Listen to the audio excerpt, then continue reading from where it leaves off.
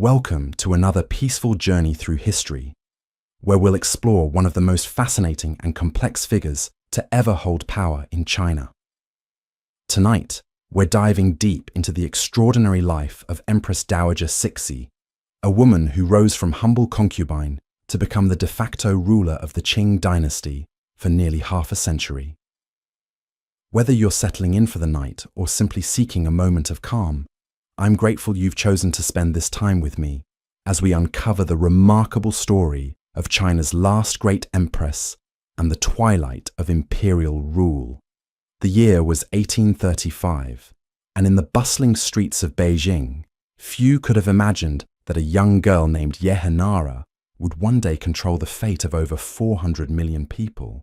Born into a Manchu family of modest means, her father served as a minor government official, a position that provided respectability but little wealth. The Yehenara clan belonged to the Bordered Blue Banner, one of the 8 administrative divisions that organized Manchu society, but their banner status offered more prestige than prosperity. As dawn broke over the Forbidden City each morning, young Yehenara would have awakened in her family's courtyard home, the sound of vendors calling their wares already echoing through the narrow hutongs. Her daily routine began before sunrise, as was customary for girls of her social standing. She would kneel before the ancestral shrine in the main hall, lighting incense and offering prayers to the spirits of her forebears, the sweet smoke curling upward as she whispered requests for protection and guidance. The morning light would filter through the paper windows as she prepared for her lessons. Unlike many girls of her era, Yehenara received an unusually comprehensive education. Her tutors, elderly scholars with long white beards and ink-stained fingers, would arrive carrying leather satchels filled with classical texts. She learned to read and write both Manchu and Chinese characters, her brush moving gracefully across rice paper as she practiced the flowing strokes that would later sign imperial edicts. Her education extended far beyond mere literacy. She studied the classics of Chinese literature, memorizing passages from the Analects of Confucius and the poetry of Li Bai. But perhaps most importantly for her future, she learned the intricate protocols of court etiquette, the subtle art of reading facial expressions and body language that would serve her well in the treacherous world of palace politics. Her tutors taught her calligraphy, painting, and music, skills considered essential for any young woman who might one day enter the imperial household. The afternoons brought different lessons. While other girls her age might spend their time playing in courtyards or helping with household chores, Yehenara devoted herself to understanding the complexities of governance and administration. She would sit quietly in corners when her father entertained guests, absorbing conversations about taxation policies, military campaigns, and the delicate balance of power between the Manchu rulers and their Chinese subjects. As evening approached, the family would gather for dinner in the main hall, sitting around low tables laden with simple but nourishing fare. Steamed buns, pickled vegetables, and thin soups made from whatever ingredients were available formed the basis of their meals. During these family gatherings, Yehenara listened intently to discussions about current events, the rising influence of foreign powers, and the growing challenges facing the Qing dynasty. Her childhood was marked by an acute awareness of her family's precarious position in society. The Manchus, despite ruling China for nearly 2 centuries, remained a minority population governing a vast Chinese majority. This reality shaped every aspect of daily life, from the clothes they wore to the languages they spoke.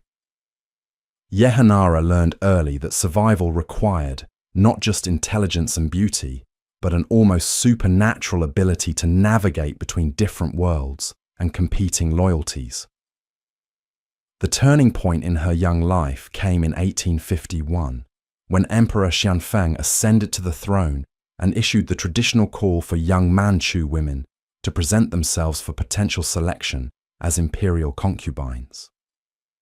For families like the Yehenaras, this represented both an extraordinary opportunity and a terrifying risk. Success could elevate their entire clan to positions of wealth and influence, but failure or disgrace could result in exile or worse. At 16, Yehanara possessed the beauty, education, and poise necessary to catch imperial attention, but she also understood that thousands of other young women shared similar qualifications. The selection process would be brutal, with layer upon layer of evaluation designed to identify not just the most attractive candidates, but those with the intelligence and character to thrive in the complex ecosystem of the Forbidden City. The morning she departed for the Imperial selection, Yehanara rose before dawn to perform her final prayers at the family shrine.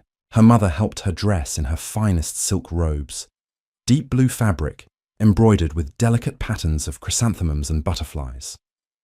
Her hair was arranged in an elaborate style befitting her station, held in place with jade hairpins that had been passed down through generations of Yehanara women. The journey to the Forbidden City took her through streets she had known all her life. But now they seemed different, charged with possibility and danger.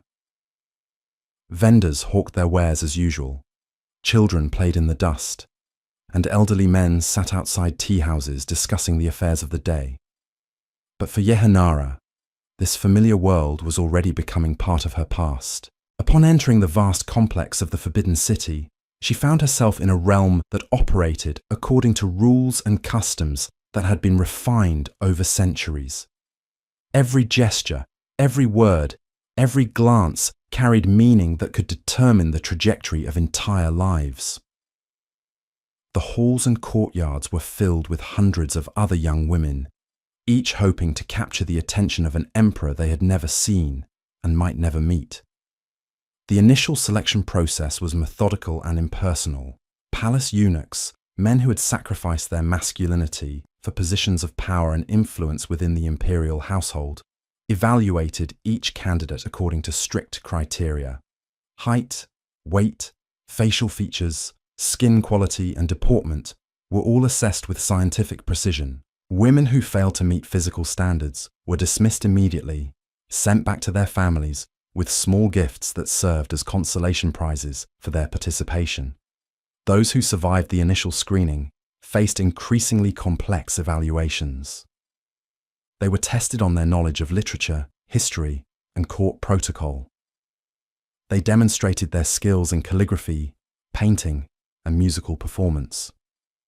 Most challenging of all, they were observed during carefully orchestrated social interactions designed to reveal their personalities, intelligence, and potential for political intrigue. Yehanara excelled in every phase of the selection process. Her tutors had prepared her well for the academic examinations, but more importantly, she possessed an intuitive understanding of human psychology that allowed her to present herself as exactly what each evaluator was seeking.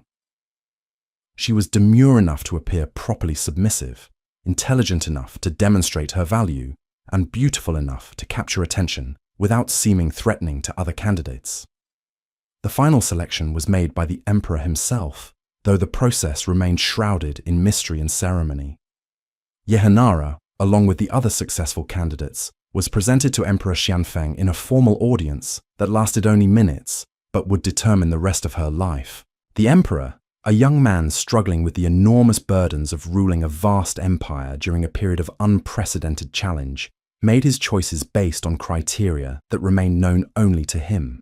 When the results were announced, Yehanara found herself elevated to the rank of noble lady, a mid-level position in the complex hierarchy of imperial concubines. She was assigned new quarters within the Forbidden City, given a household of servants and attendants, and granted a monthly allowance that exceeded her family's annual income. But she also understood that this was only the beginning of a much longer and more dangerous journey. Her new apartments were luxurious by any standard, with silk tapestries covering the walls, carved furniture made from precious woods, and windows that looked out onto carefully manicured gardens. Yet they were also a prison, surrounded by high walls and guarded by eunuchs, whose loyalty was to the imperial system rather than to any individual concubine. She could not leave without permission, could not correspond with her family without supervision, and could not make any significant decisions about her own life without approval from higher authorities. The daily routine of imperial concubines was strictly regulated, designed to maintain order and hierarchy within a system that housed hundreds of women in close proximity. Yehanara would wake each morning to the sound of bells echoing across the Forbidden City, signaling the beginning of another day in service to the emperor and the dynasty. She would dress with the assistance of her personal maids, selecting robes and jewelry appropriate to her rank and the day's planned activities. Mornings were typically devoted to personal cultivation and education. She continued her studies in literature and history, but now her education was supplemented with detailed instruction in court protocol and imperial traditions. She learned the precise gestures required for different types of formal greetings, the appropriate responses to various imperial communications, and the subtle signals used to navigate the complex social dynamics of palace life. The afternoons brought opportunities for artistic expression and social interaction with other concubines, though these activities were carefully supervised to prevent the formation of potentially dangerous alliances or conspiracies. Yehanara would practice her calligraphy in the garden pavilions, her brush moving across silk scrolls as she composed poems about the changing seasons and the melancholy beauty of palace life.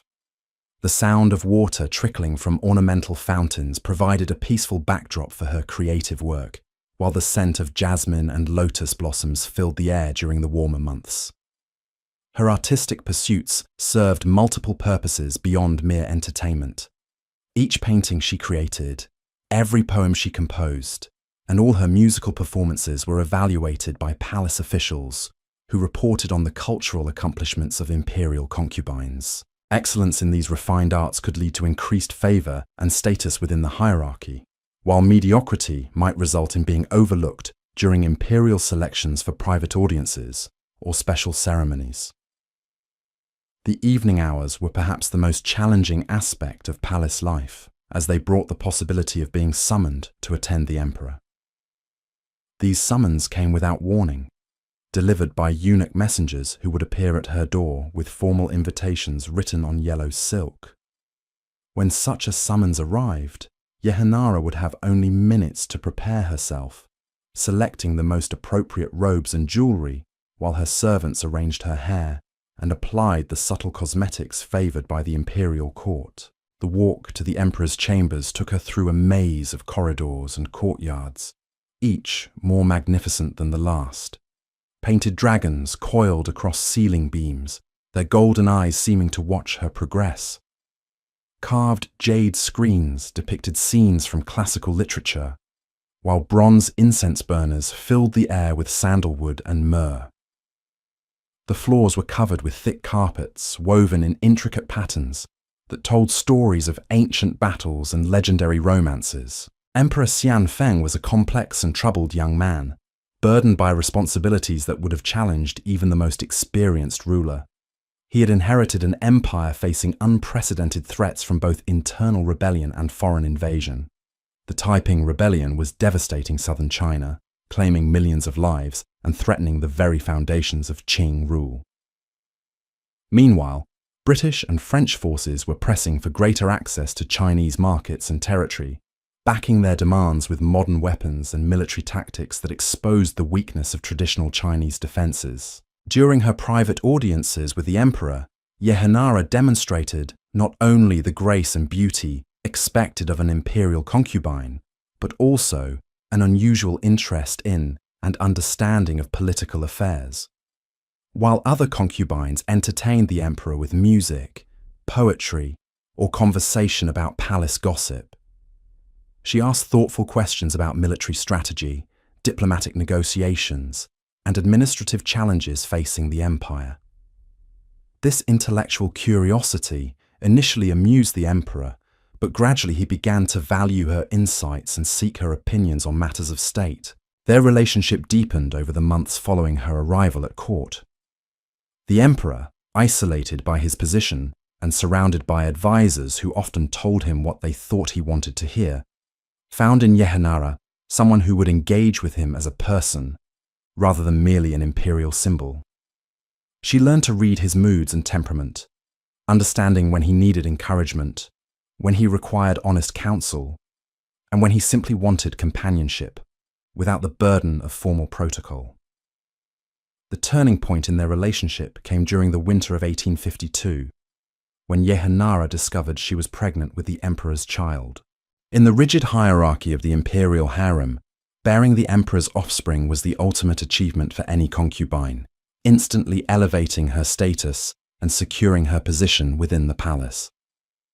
But pregnancy also brought new dangers and complications, as the health of imperial children was a matter of dynastic survival, and any threat to their well-being could result in severe consequences for their mothers. The months of her pregnancy were marked by constant attention from imperial physicians, eunuch supervisors, and palace officials who monitored every aspect of her daily routine. Her diet was carefully regulated, with meals prepared according to ancient recipes believed to promote the health of unborn children. She was forbidden from engaging in any strenuous activities and was required to remain within designated areas of the palace where her safety could be guaranteed. During this period of enforced leisure, Yehanara spent increasing amounts of time studying the history and traditions of the Qing dynasty, preparing herself for the elevated role that motherhood would bring. She read biographical accounts of previous Empress dowagers who had wielded significant political influence, paying particular attention to the strategies they had used to maintain power and protect their interests.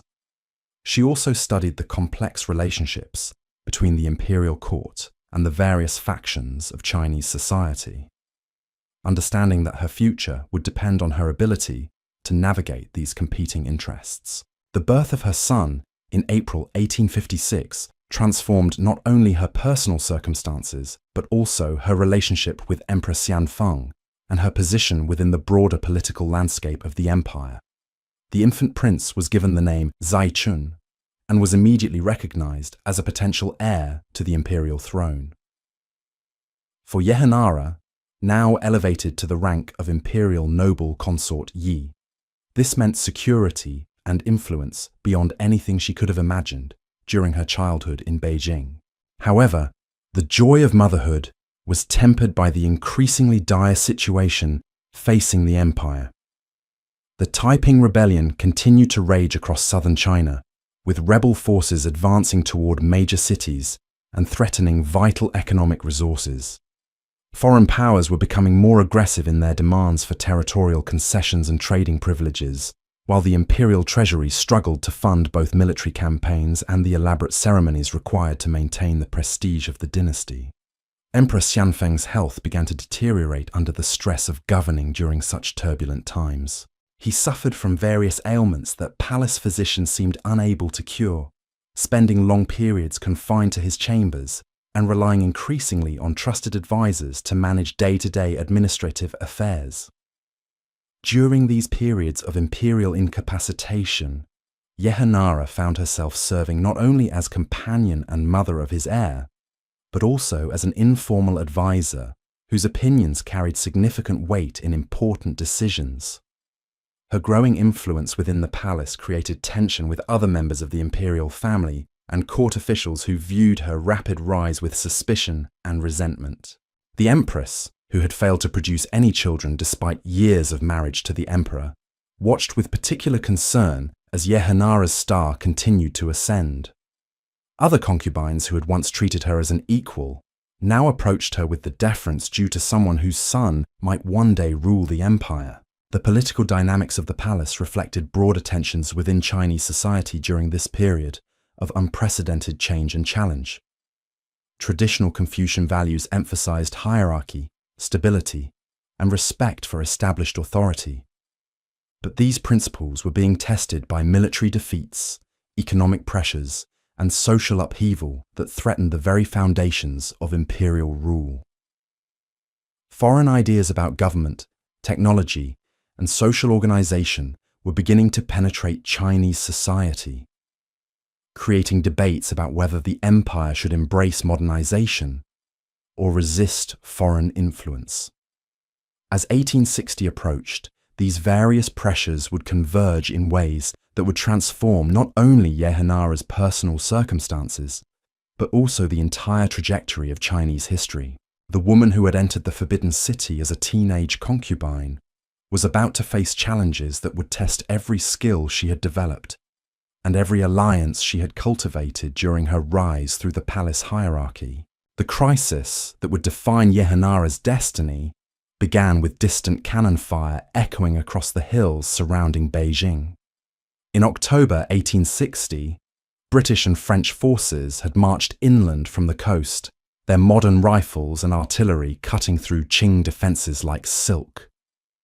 Emperor Xianfeng paced the marble floors of his private study, his silk slippers making barely a whisper as he moved between windows that looked out onto courtyards where courtiers whispered in hushed, frightened tones. Yehanara sat quietly in the corner of the Imperial chamber, her 4-year-old son Zaichun playing with wooden toys at her feet, while she embroidered a silk screen with trembling fingers. The sound of her needle piercing the delicate fabric provided a rhythmic counterpoint to the emperor's anxious breathing. Outside, the autumn leaves had turned golden and crimson, but their beauty seemed mocked by the smoke rising from burning villages on the horizon. The emperor's morning routine had become increasingly erratic as reports arrived of foreign armies advancing toward the capital. Instead of the traditional dawn ceremonies in the Hall of Supreme Harmony, he now spent hours hunched over military dispatches that arrived throughout the night. His breakfast of congee and pickled vegetables sat untouched on lacquered trays while he studied maps spread across tables that had once held poetry scrolls and philosophical texts. Palace eunuchs moved through the corridors with unusual haste, their normally measured steps quickening as they carried messages between various government ministers who had taken up residence in chambers throughout the Forbidden City. The air was thick with the smoke from countless oil lamps that burned through the night as officials worked frantically to coordinate the empire's response to this unprecedented crisis. Yehanara watched these developments with growing alarm, but also with the calculating mind that had served her so well during her rise through the palace hierarchy. She understood that the approaching foreign armies represented both a catastrophic threat and a potential opportunity for those clever enough to position themselves advantageously during the chaos that would inevitably follow. Her daily routine adapted to accommodate the new realities of palace life under siege. Instead of leisurely mornings devoted to poetry and painting, she now spent hours in consultation with her most trusted servants, gathering intelligence about the movements of court officials and the shifting alliances that were forming as the crisis deepened. Her quarters became an informal information center where loyal eunuchs shared gossip and rumors that might prove valuable in the days ahead. The afternoons brought increasingly desperate war councils, where Emperor Xianfeng met with his advisors to debate impossible choices. Should they attempt to defend Beijing against the foreign armies? Should they negotiate from a position of weakness? Should they abandon the capital entirely and establish a government in exile, somewhere beyond the reach of foreign artillery?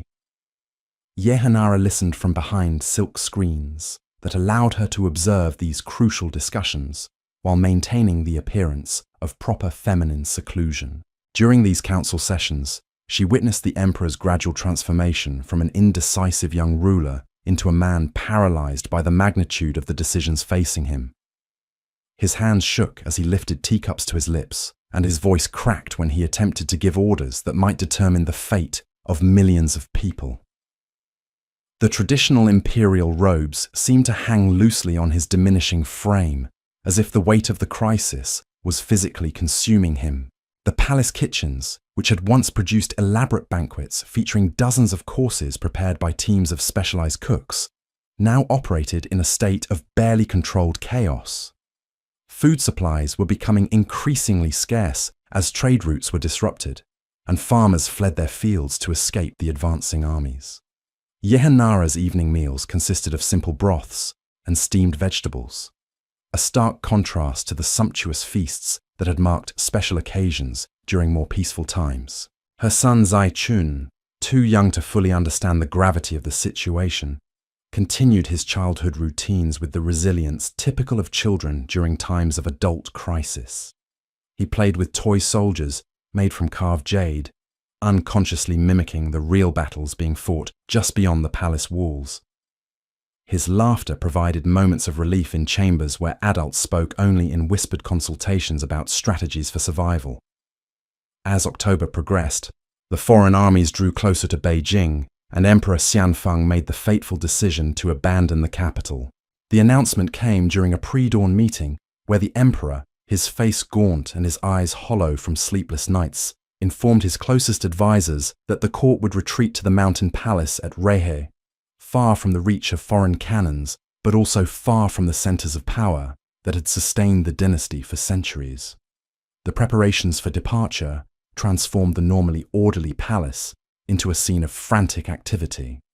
Servants rushed through corridors carrying trunks filled with imperial treasures, while eunuchs supervised the packing of documents and ceremonial objects that could not be left behind for foreign invaders to desecrate.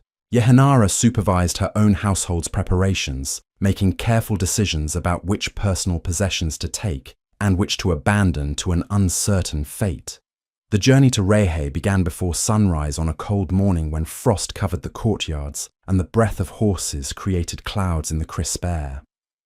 The imperial procession stretched for miles along mountain roads that had been travelled by hunting parties during happier times, but now served as escape routes for a dynasty in retreat.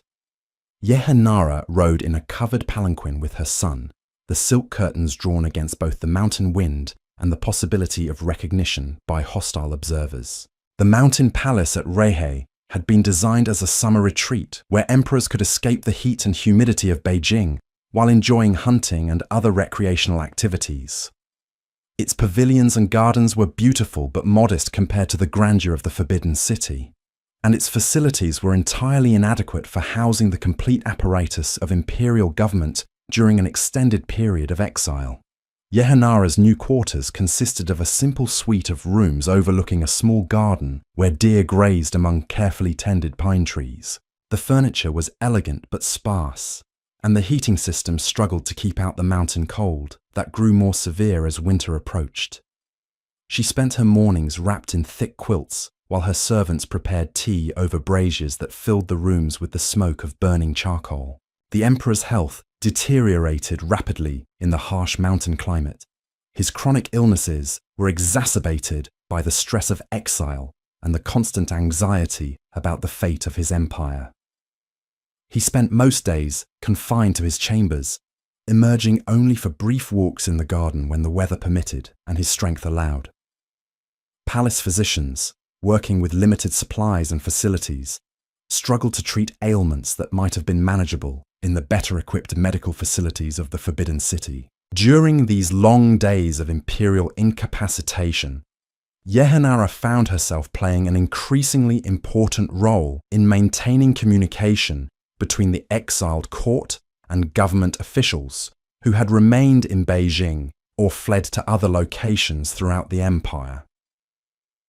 Her intelligence networks, cultivated during her years in the palace, now proved invaluable for gathering information about political developments and military situations that the official channels seemed unable to monitor effectively. The winter of 1860 passed slowly in the mountain retreat, with news from the outside world arriving sporadically through messengers who struggled through snow-blocked passes to deliver reports that were often weeks out of date. The foreign armies had occupied Beijing and were systematically looting the summer palace, destroying treasures that had been accumulated over centuries of imperial patronage. Ancient libraries were burned, precious artifacts were stolen, and gardens that had been designed by master craftsmen were vandalized beyond recognition. Emperor Xianfeng received these reports with a mixture of rage and despair that seemed to accelerate his physical decline. He would spend hours staring out at the snow-covered mountains, his silence broken only by occasional outbursts of anger directed at advisors who brought him news of each fresh humiliation suffered by his empire. His appetite disappeared entirely, and his already thin frame became skeletal as he refused the simple meals that the mountain palace kitchens could provide.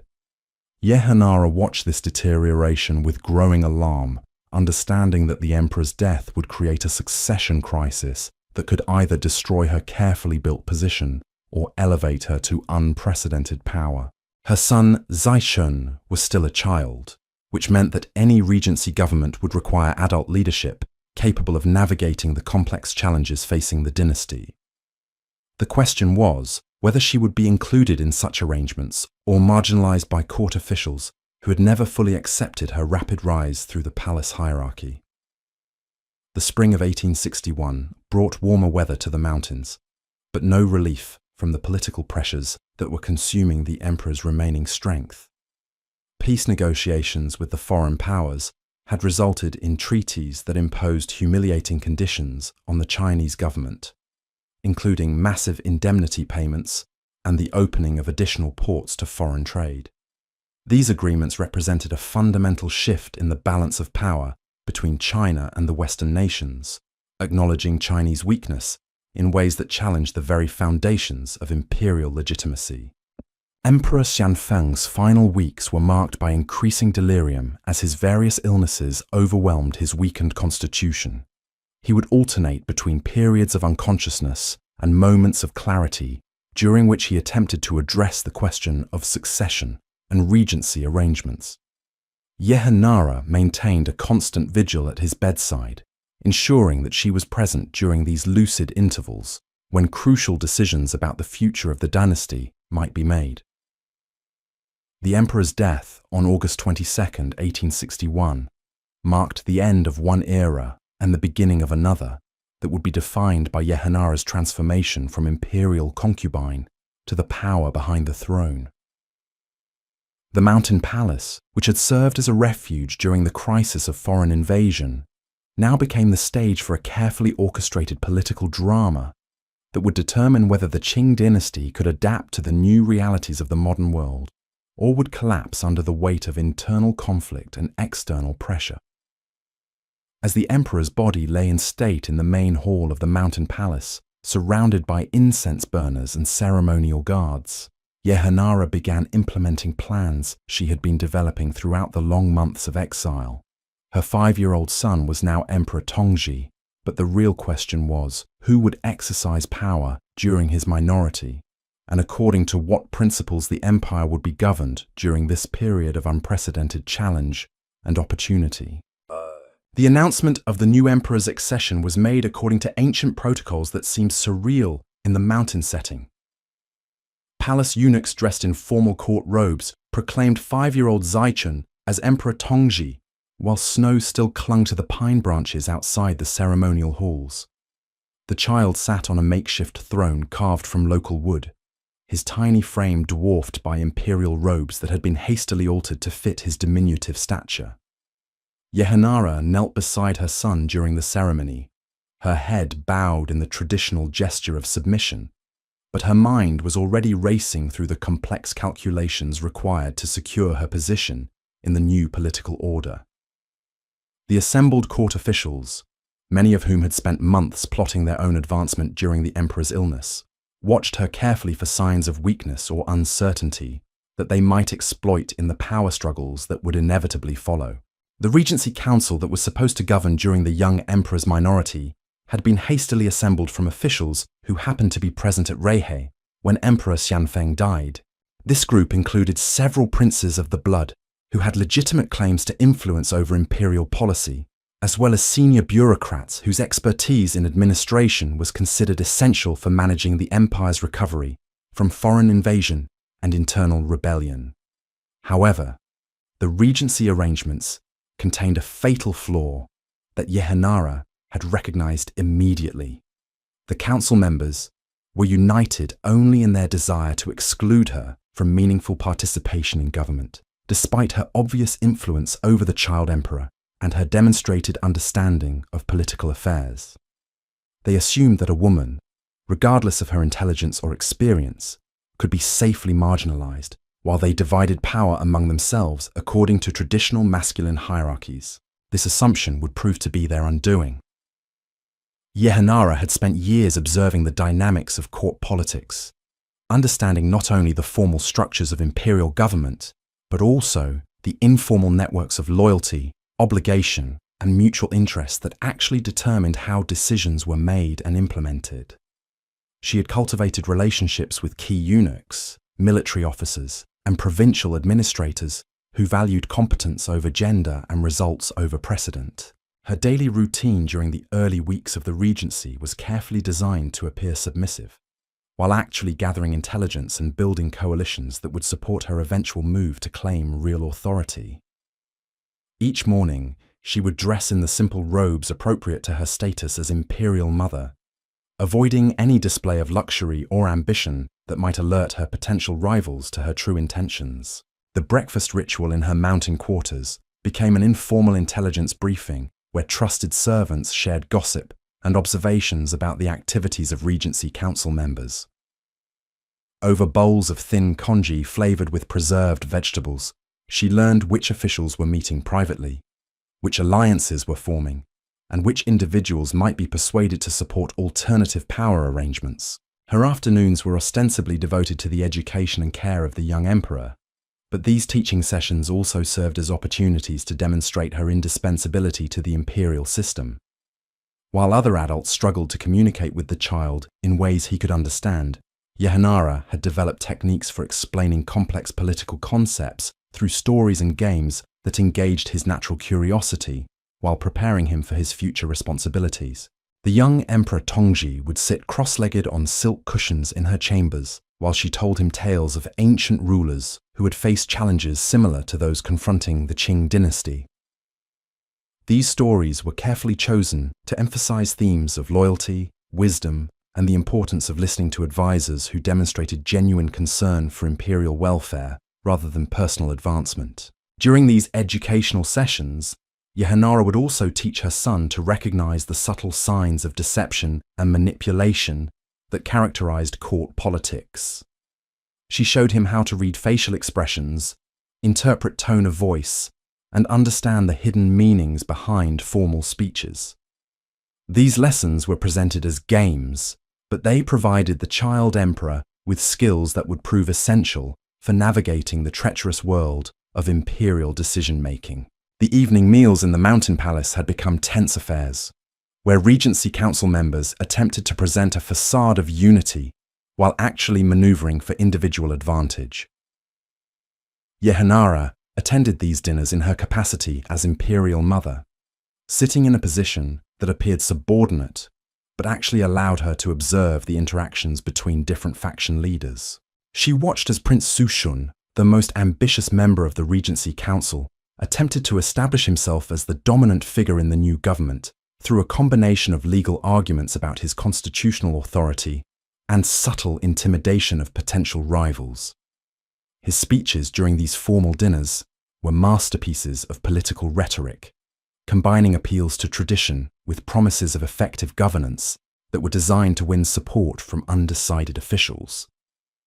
However, Yehanara also noticed the growing resentment among other council members who recognized that Prince Sushun's success would come at the expense of their own influence and ambitions. The careful balance of interests that held the Regency together was becoming increasingly unstable as each member pursued strategies that inevitably conflicted with the goals of their supposed allies. The autumn of 1861 brought news from Beijing that the foreign occupying forces had finally withdrawn, allowing Chinese officials to return to the capital and begin the process of restoring normal governmental operations. This development created pressure for the imperial court to end its exile and return to the Forbidden City. But it also created opportunities for dramatic changes in the political arrangements that had been established during the mountain retreat. The journey back to Beijing was organized as a formal imperial procession designed to demonstrate the restoration of Qing authority and the continuity of dynastic rule despite the humiliations of the previous year. Yehanara rode in a covered palanquin with the young emperor, their vehicle positioned in the center of a column that stretched for miles along the mountain roads leading back to the capital. The procession moved slowly through villages where local populations lined the roads to catch glimpses of their returning rulers. Many of these spectators showed visible signs of the hardships they had endured during the foreign occupation, their clothes patched and worn, their faces marked by hunger and anxiety. Yet they still performed the traditional gestures of respect, kneeling and kowtowing as the imperial party passed. For Yehanara, this journey provided crucial opportunities to assess the mood of the population and the loyalty of local officials who had managed to survive the recent upheavals. She observed everything through the gauze curtains of her palanquin, noting which regions showed signs of effective administration and which appeared to be suffering from neglect or corruption. The return to the Forbidden City in early November was marked by elaborate ceremonies designed to restore the psychological impact of imperial authority. The great gates were thrown open for the first time in over a year, and the courtyards were filled with officials and servants who had either remained in the capital throughout the occupation or had returned from various refugees to resume their duties. Yehanara's quarters in the Forbidden City had been maintained throughout the period of exile, but they seemed different now, charged with new possibilities and dangers. The familiar pavilions and gardens looked exactly as they had when she left, yet the political landscape had shifted so dramatically that even unchanged physical spaces felt transformed by altered circumstances. The young emperor's routine was carefully re-established according to traditional protocols, but with modifications that reflected the new realities of his position and the regency government's authority. His daily schedule included formal audiences with council members, educational sessions with imperial tutors, and ceremonial appearances that were designed to demonstrate the continuity of legitimate rule. However, Yehanara ensured that she maintained private access to her son during the crucial transition periods between these official activities. These informal moments allowed her to provide the child with alternative perspectives on the information he received from other sources, helping him develop the critical thinking skills that would be essential for effective leadership once he reached maturity. The winter of 1861 passed in an atmosphere of surface calm that masked growing tensions within the regency government. The various council members had returned to familiar surroundings where they could operate according to established routines, but the fundamental contradictions in their power-sharing arrangement became more apparent as they attempted to address the serious challenges facing the empire. The financial situation was particularly dire, with the imperial treasury depleted by war expenses and indemnity payments to foreign powers. Traditional revenue sources had been disrupted by military campaigns and economic dislocation, while new expenses continued to mount as the government struggled to restore effective administration throughout the empire. Prince Sushun attempted to address these fiscal challenges through a combination of increased taxation and reduced expenditures that inevitably created conflicts with other interest groups within the imperial system. His proposals for administrative reform were rational from an economic perspective, but they threatened the positions and privileges of countless officials whose support was necessary for implementing any major policy changes. Yehanara watched these developments with growing confidence that the Regency Council's internal contradictions would eventually create opportunities for her to assert greater authority. She began preparing for this possibility by strengthening her relationships with key military commanders, whose loyalty would be essential during any transition period.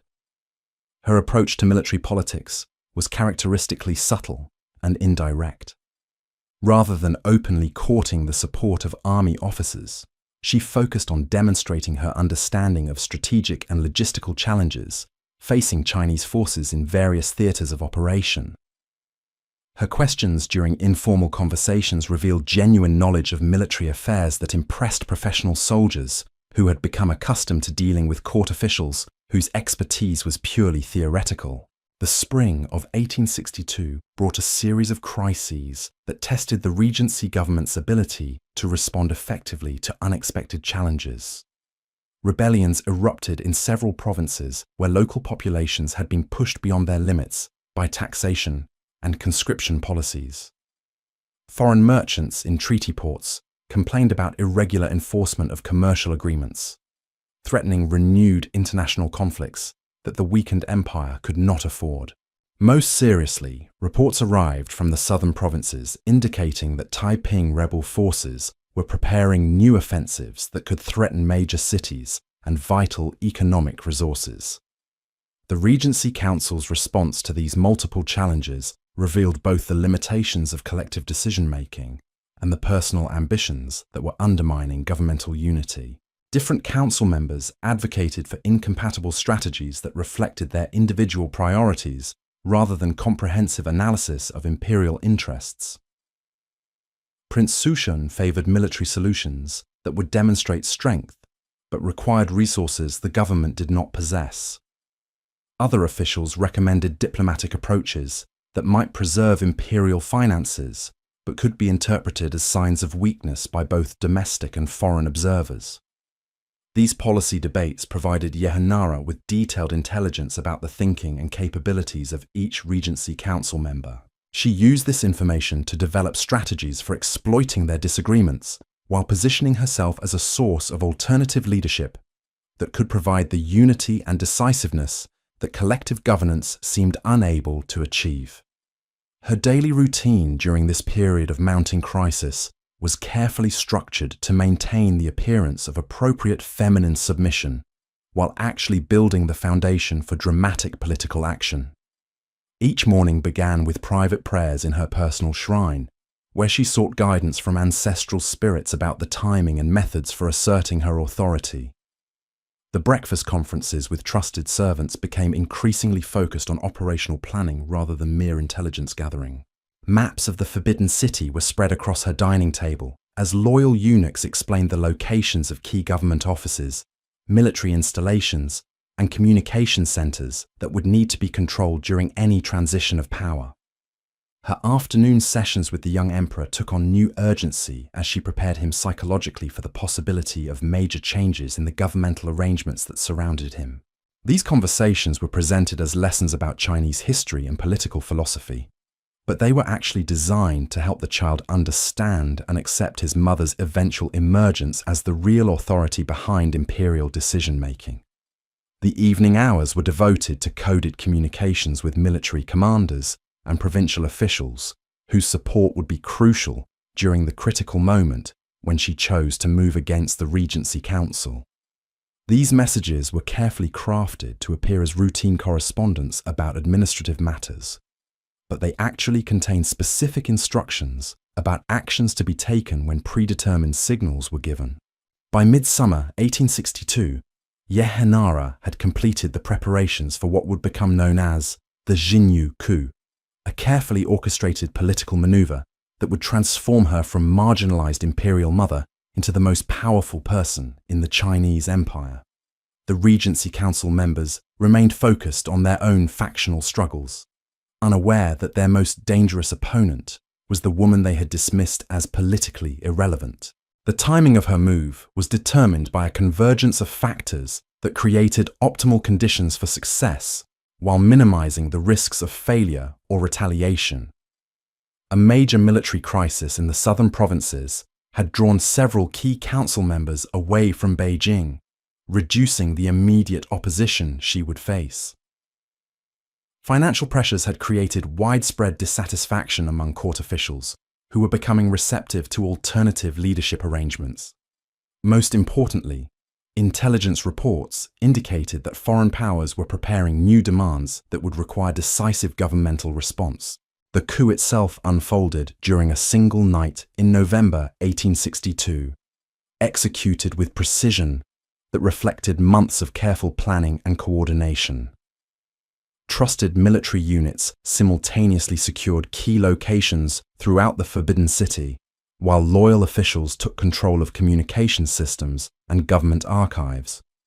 Prince Sushun and his primary allies were arrested on charges of corruption and incompetence, effectively decapitating the Regency Council without creating opportunities for organized resistance. The morning after the coup found Yehanara installed as Empress Dowager Cixi, the official title that would define her public identity for the remainder of her remarkable career. The young Emperor Tongji remained on the throne, but real authority now rested with the woman who had transformed herself from concubine to regent through a combination of intelligence, patience, and ruthless political calculation. The announcement of the new governmental arrangements was made during a formal court ceremony where assembled officials witnessed the installation of Empress Dowager Cixi as co-regent alongside Empress Dowager Xian, the deceased emperor's principal wife. This power-sharing arrangement provided constitutional legitimacy, while ensuring that Cixi would have decisive influence over all major policy decisions. The first weeks of her regency were devoted to consolidating control over the governmental apparatus and demonstrating that the transition had strengthened rather than weakened imperial authority. She moved quickly to address the most pressing military and financial challenges facing the empire, implementing policies that had been delayed or compromised by the indecisiveness of collective leadership.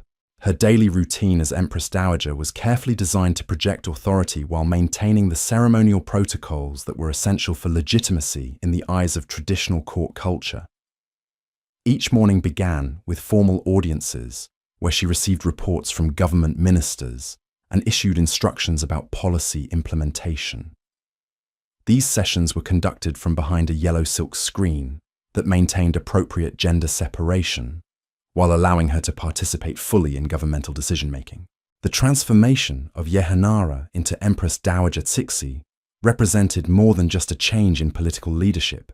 It marked the beginning of a new era in Chinese history, one in which traditional assumptions about gender, power, and political authority would be challenged and redefined by the extraordinary capabilities of a woman who had refused to accept the limitations that society had attempted to impose upon her ambitions. The afternoon sun filtered through the latticed windows of Cixi's private study as she prepared for what would become her defining moment as sole ruler of China. The year was 1865, and the young Emperor Tongji had reached an age where courtiers whispered about reducing her regency powers. But Cixi understood that relinquishing control would mean not just personal exile, but the collapse of the reforms she had begun implementing to save the dynasty from complete destruction.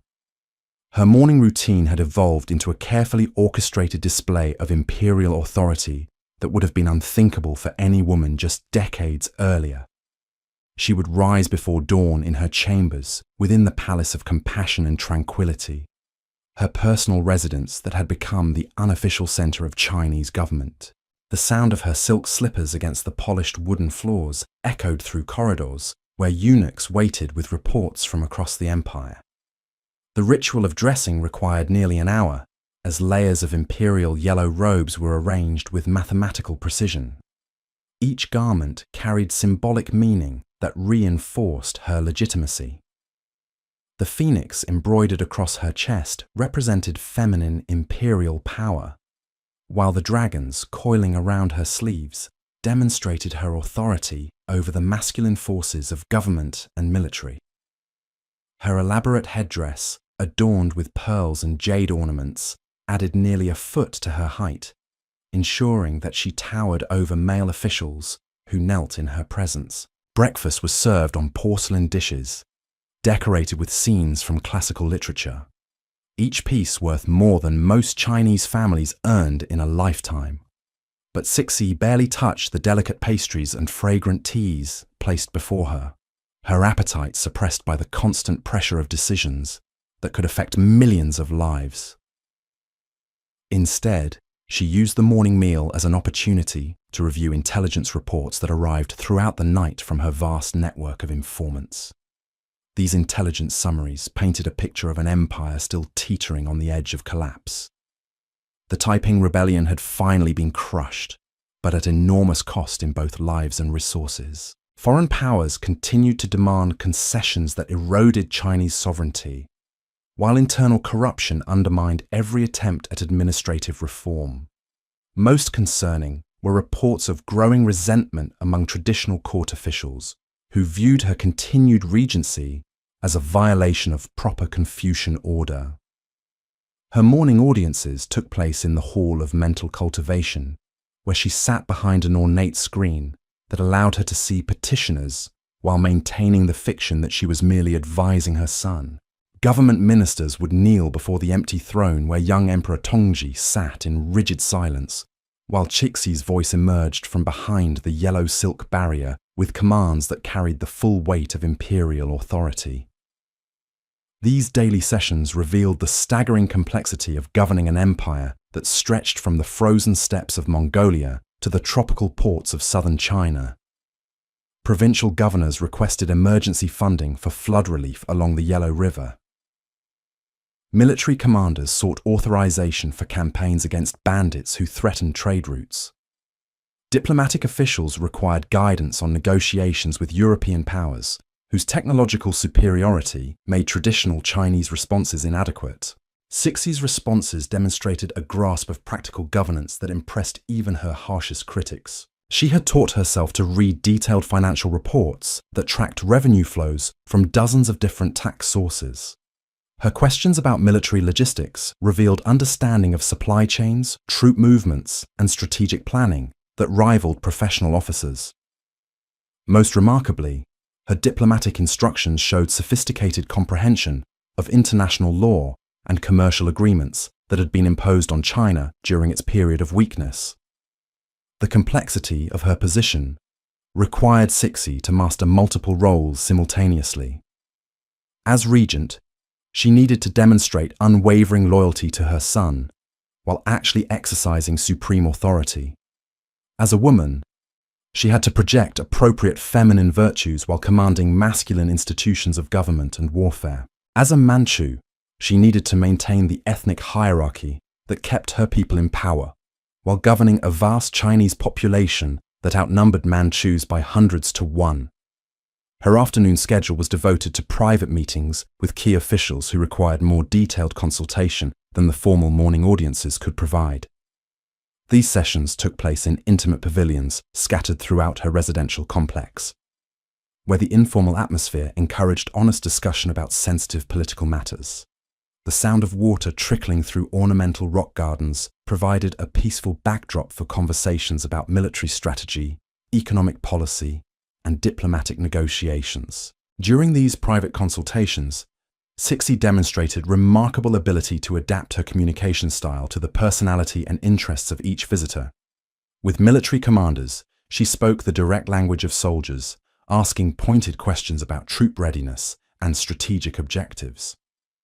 With financial officials, she displayed detailed knowledge of accounting principles and revenue projections that allowed her to identify inefficiencies and corruption. With foreign diplomats, she employed subtle verbal fencing that advanced Chinese interests while avoiding confrontations that could trigger military retaliation. The garden walks that occupied her late afternoons served multiple purposes beyond simple exercise and relaxation. The carefully designed landscapes provided settings for informal encounters with court officials who might be reluctant to express controversial opinions during formal audiences. The winding paths between artificial hills and ornamental lakes created opportunities for seemingly chance meetings that were actually carefully orchestrated to gather intelligence or send political messages.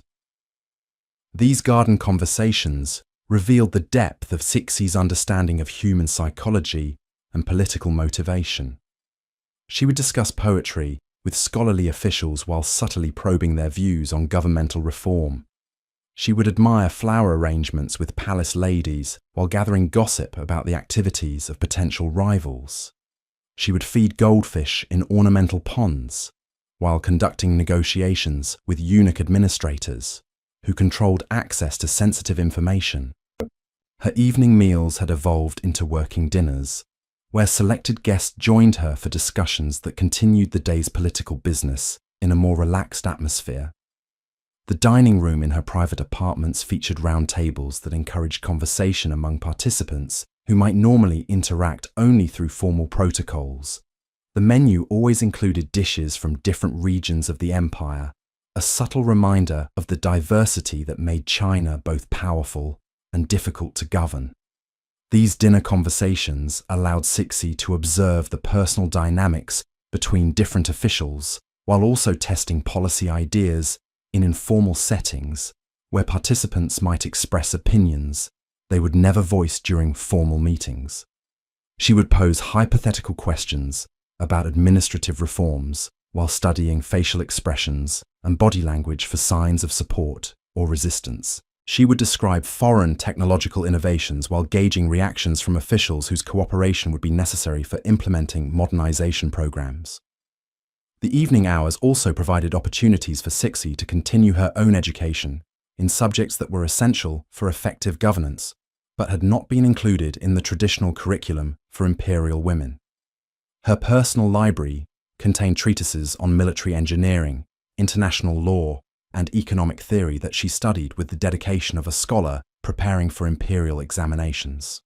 The margins of these books were filled with her handwritten notes and observations that revealed a mind constantly seeking to understand and master new forms of knowledge. Her correspondence occupied several hours each evening as she maintained personal relationships with officials throughout the empire, whose loyalty and competence were essential for implementing her policies. These letters were carefully crafted to achieve multiple objectives simultaneously. They provided specific instructions about administrative matters, while also reinforcing personal bonds of loyalty and obligation. They conveyed imperial authority, while also demonstrating genuine interest in the welfare and career advancement of their recipients. The letters Cixi wrote to provincial governors combined detailed policy guidance with personal touches that acknowledged the unique challenges facing each region. Her correspondence with military commanders balanced strategic directives with recognition of their professional expertise and battlefield achievements. Her communications with foreign diplomats employed sophisticated language that advanced Chinese negotiating positions while maintaining the ceremonial courtesies required for international relations. The complexity of maintaining these extensive correspondence networks required Cixi to employ teams of secretaries and translators whose absolute discretion was ensured through a combination of generous rewards and severe penalties for betrayal. These trusted assistants worked in shifts throughout the night, preparing drafts of letters and documents that Cixi would review and modify according to her personal knowledge of the recipients and current political circumstances. Her private chambers during these evening work sessions resembled a military command center more than the traditional boudoir of an imperial concubine. Maps covered every available wall surface, marked with colored pins that tracked the movements of armies, rebellions, and foreign expeditions. Tables were covered with stacks of reports from intelligence agents, diplomatic cables from foreign capitals, and financial summaries from provincial administrations. The oil lamps that illuminated these late-night strategy sessions cast dancing shadows across documents that recorded the pulse of an empire struggling to adapt to revolutionary changes in technology, economics, and international relations. Cixi would move between different workstations like a general coordinating multiple campaigns, her silk robes rustling as she consulted reference materials and drafted responses to the constant stream of crises that required immediate attention. Her personal servants, mostly elderly eunuchs who had served in the palace for decades, moved silently through these nighttime work sessions, bringing tea and light snacks, while maintaining the absolute silence that allowed Cixi to concentrate on problems that could determine the survival of the dynasty itself. These trusted attendants had learned to anticipate her needs and preferences, ensuring that she had everything necessary for productive work while never interrupting her thought processes. The contrast between her public ceremonial appearances and these private working sessions revealed the fundamental challenge that defined Cixi's entire career. During formal court functions, she was required to embody traditional feminine virtues of modesty, deference, and domestic focus. Yet the actual responsibilities of governing an empire demanded skills and knowledge that were traditionally considered masculine prerogatives, including military strategy, financial management, and diplomatic negotiation. This contradiction forced Cixi to develop extraordinary abilities in managing multiple identities and presentations of self according to the requirements of different situations and audiences. With foreign diplomats, she projected the dignity and authority of imperial power, while carefully avoiding any appearance of unwomanly aggression. With military commanders, she demonstrated strategic understanding while maintaining appropriate deference to their professional expertise. With court officials, she exercised decisive leadership while preserving the fiction that she was merely implementing her son's wishes. The psychological strain of maintaining these multiple personas while carrying the enormous burdens of imperial responsibility would have destroyed most individuals, but Cixi seemed to thrive on the intellectual challenges and political complexities that defined her daily existence. Her energy levels remained remarkably high despite the 18-hour workdays that had become her normal routine. Her mental acuity appeared to sharpen rather than diminish under the pressure of making decisions that could affect the welfare of hundreds of millions of people. The winter of 1866 brought particularly severe challenges that tested every aspect of Cixi's administrative capabilities and political judgment. A series of natural disasters, including floods in the south and droughts in the north, created refugee populations that required emergency relief efforts coordinated across vast distances. Foreign powers were demanding new concessions that would further erode Chinese sovereignty, while military campaigns against remaining rebel groups continued to drain the imperial treasury. Her response to these converging crises demonstrated the evolution of her governing philosophy from the reactive policies that had characterized the early years of her regency to the proactive strategies that would define her mature leadership style. Instead of simply responding to immediate emergencies, she began implementing systematic reforms designed to strengthen the empire's long-term ability to cope with future challenges. The administrative reforms she initiated during this period included modernization of the imperial examination system to include practical subjects like mathematics, geography, and foreign languages, alongside traditional literary and philosophical studies. She established new government departments responsible for managing foreign relations, military modernization, and infrastructure development according to contemporary international standards, rather than ancient Chinese precedents. Her approach to military reform reflected sophisticated understanding of the technological and organizational changes that were transforming warfare throughout the world. She authorized the purchase of modern weapons from European manufacturers, while also supporting efforts to develop domestic arms production capabilities that would reduce Chinese dependence on foreign suppliers. She recruited foreign military advisors to train Chinese officers in contemporary tactical principles, while ensuring that strategic command remained firmly under Chinese control. The economic policies implemented during this period revealed Cixi's recognition that China's traditional agricultural economy needed to be supplemented with modern industrial and commercial development if the empire was to compete effectively with foreign powers. She authorized the construction of telegraph lines that would improve communication between different regions while also facilitating commercial transactions. She supported railroad construction projects that would reduce transportation costs and enable more efficient distribution of goods throughout the empire. These modernization efforts required Cixi to navigate complex negotiations with foreign investors and contractors whose expertise was essential for implementing new technologies, but whose presence also raised sensitive questions about national sovereignty and cultural integrity. Her diplomatic skills were tested repeatedly as she sought to obtain necessary technical assistance, while avoiding the political concessions that foreign powers typically demanded in exchange for their cooperation. The success of these reform initiatives gradually transformed Cixi's political position from embattled regent defending her authority against traditional opponents to confident leader implementing a comprehensive vision for Chinese development and modernization. Provincial officials who had initially viewed her with suspicion began to appreciate the practical benefits of her policies for their own administrative effectiveness and career advancement. Military commanders who had questioned female leadership of military affairs were impressed by her understanding of strategic principles and her commitment to providing them with the resources necessary for professional success. Foreign diplomats who had expected to exploit Chinese weakness during a regency period discovered that they were dealing with a formidable negotiator whose knowledge of international law and commercial practices exceeded that of many of their own colleagues. The transformation of Cixi's public image during this period reflected not just her personal achievements, but also broader changes in Chinese society's understanding of political authority and gender roles.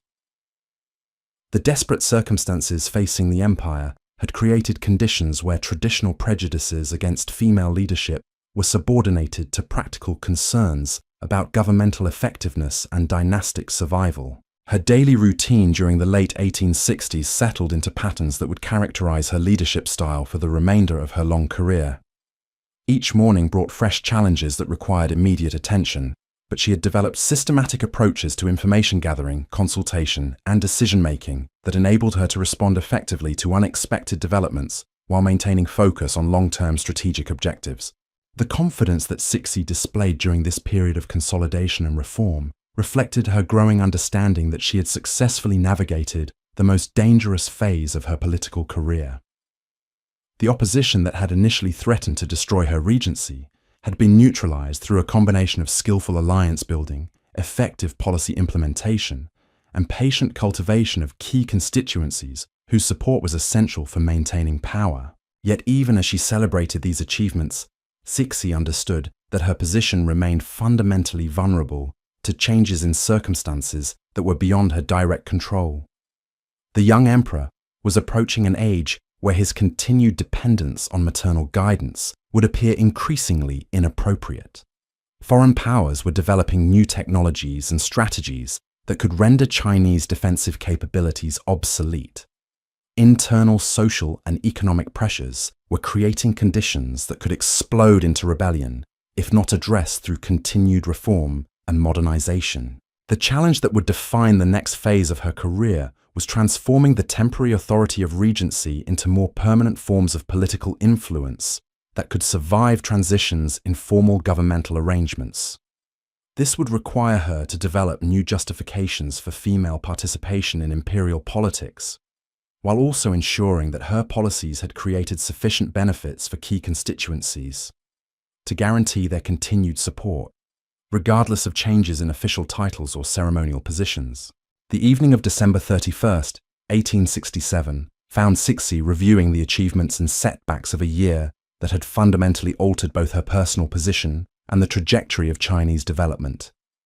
As she sat in her private study surrounded by maps, reports, and correspondence that documented the vast scope of her responsibilities, she could take satisfaction in having successfully met challenges that had defeated many of her predecessors. The empire that she now effectively ruled was still facing enormous difficulties, but it was no longer the helpless victim of foreign aggression and internal chaos that had seemed destined for collapse just a few years earlier. The reforms she had implemented were beginning to produce measurable improvements in administrative efficiency, military capability, and economic productivity that provided hope for continued progress in the years ahead. Yet Cixi also understood that her greatest challenges still lay in the future. As the forces of modernization and international competition continued to accelerate at rates that tested the adaptive capabilities of even the most flexible political systems. The woman who had transformed herself from powerless concubine to supreme authority through intelligence, determination, and political skill would need to draw upon all of these resources and more as she prepared for the even greater tests that awaited her in the decades ahead. The oil lamps in her study burned late into the night as she continued working on plans and policies that would shape not just her own destiny, but the future of Chinese civilization itself. Outside her windows, the vast expanse of the Forbidden City lay shrouded in winter darkness, its ancient courtyards and pavilions holding secrets that stretched back through centuries of imperial history. Yet within those traditional walls, a revolutionary transformation was taking place as China's most powerful ruler prepared to lead her empire into an uncertain but potentially magnificent future. As the 1870s dawned, Cixi found herself facing a crisis that would test every political instinct she had honed during her rise to power. The young Emperor Tongji had reached his majority, and traditionalist factions within the court were demanding that she step aside and allow him to assume direct control of the government. The whispers had grown louder in recent months, echoing through the marble corridors where officials gathered in small groups, their voices dropping to hushed tones whenever her trusted eunuchs passed by. Her morning ritual had taken on new urgency during these uncertain times. She would wake in the pre-dawn darkness, her chambers illuminated only by the soft glow of oil lamps that cast dancing shadows across silk tapestries depicting scenes of imperial triumph. The familiar weight of responsibility settled upon her shoulders as she prepared for another day of navigating the treacherous currents of palace politics while simultaneously governing an empire that demanded constant attention. The process of dressing had become a form of armor preparation. Each layer of silk, each carefully positioned ornament, each precisely arranged fold of fabric served not merely ceremonial purposes, but psychological ones. The phoenix crown that her servants placed upon her head transformed her from vulnerable woman into imperial authority incarnate. The jade bracelets that encircled her wrists carried the weight of dynastic tradition, while the golden dragon pins that secured her elaborate hairstyle proclaimed her right to command the loyalty of millions. Her private breakfast chamber had evolved into an intelligence center, where trusted informants delivered their nightly reports while she consumed delicate rice porridge flavored with lotus seeds and ginseng. The conversations that accompanied these morning meals were conducted in the coded language that palace inhabitants had perfected over centuries. A comment about the weather might actually convey information about troop movements along the northern frontier. An observation about garden maintenance could signal the discovery of corruption within the provincial administration. The maps that covered her breakfast table told stories of an empire under constant pressure from multiple directions. Red pins marked locations where foreign merchants were demanding new trading privileges that would further erode Chinese sovereignty.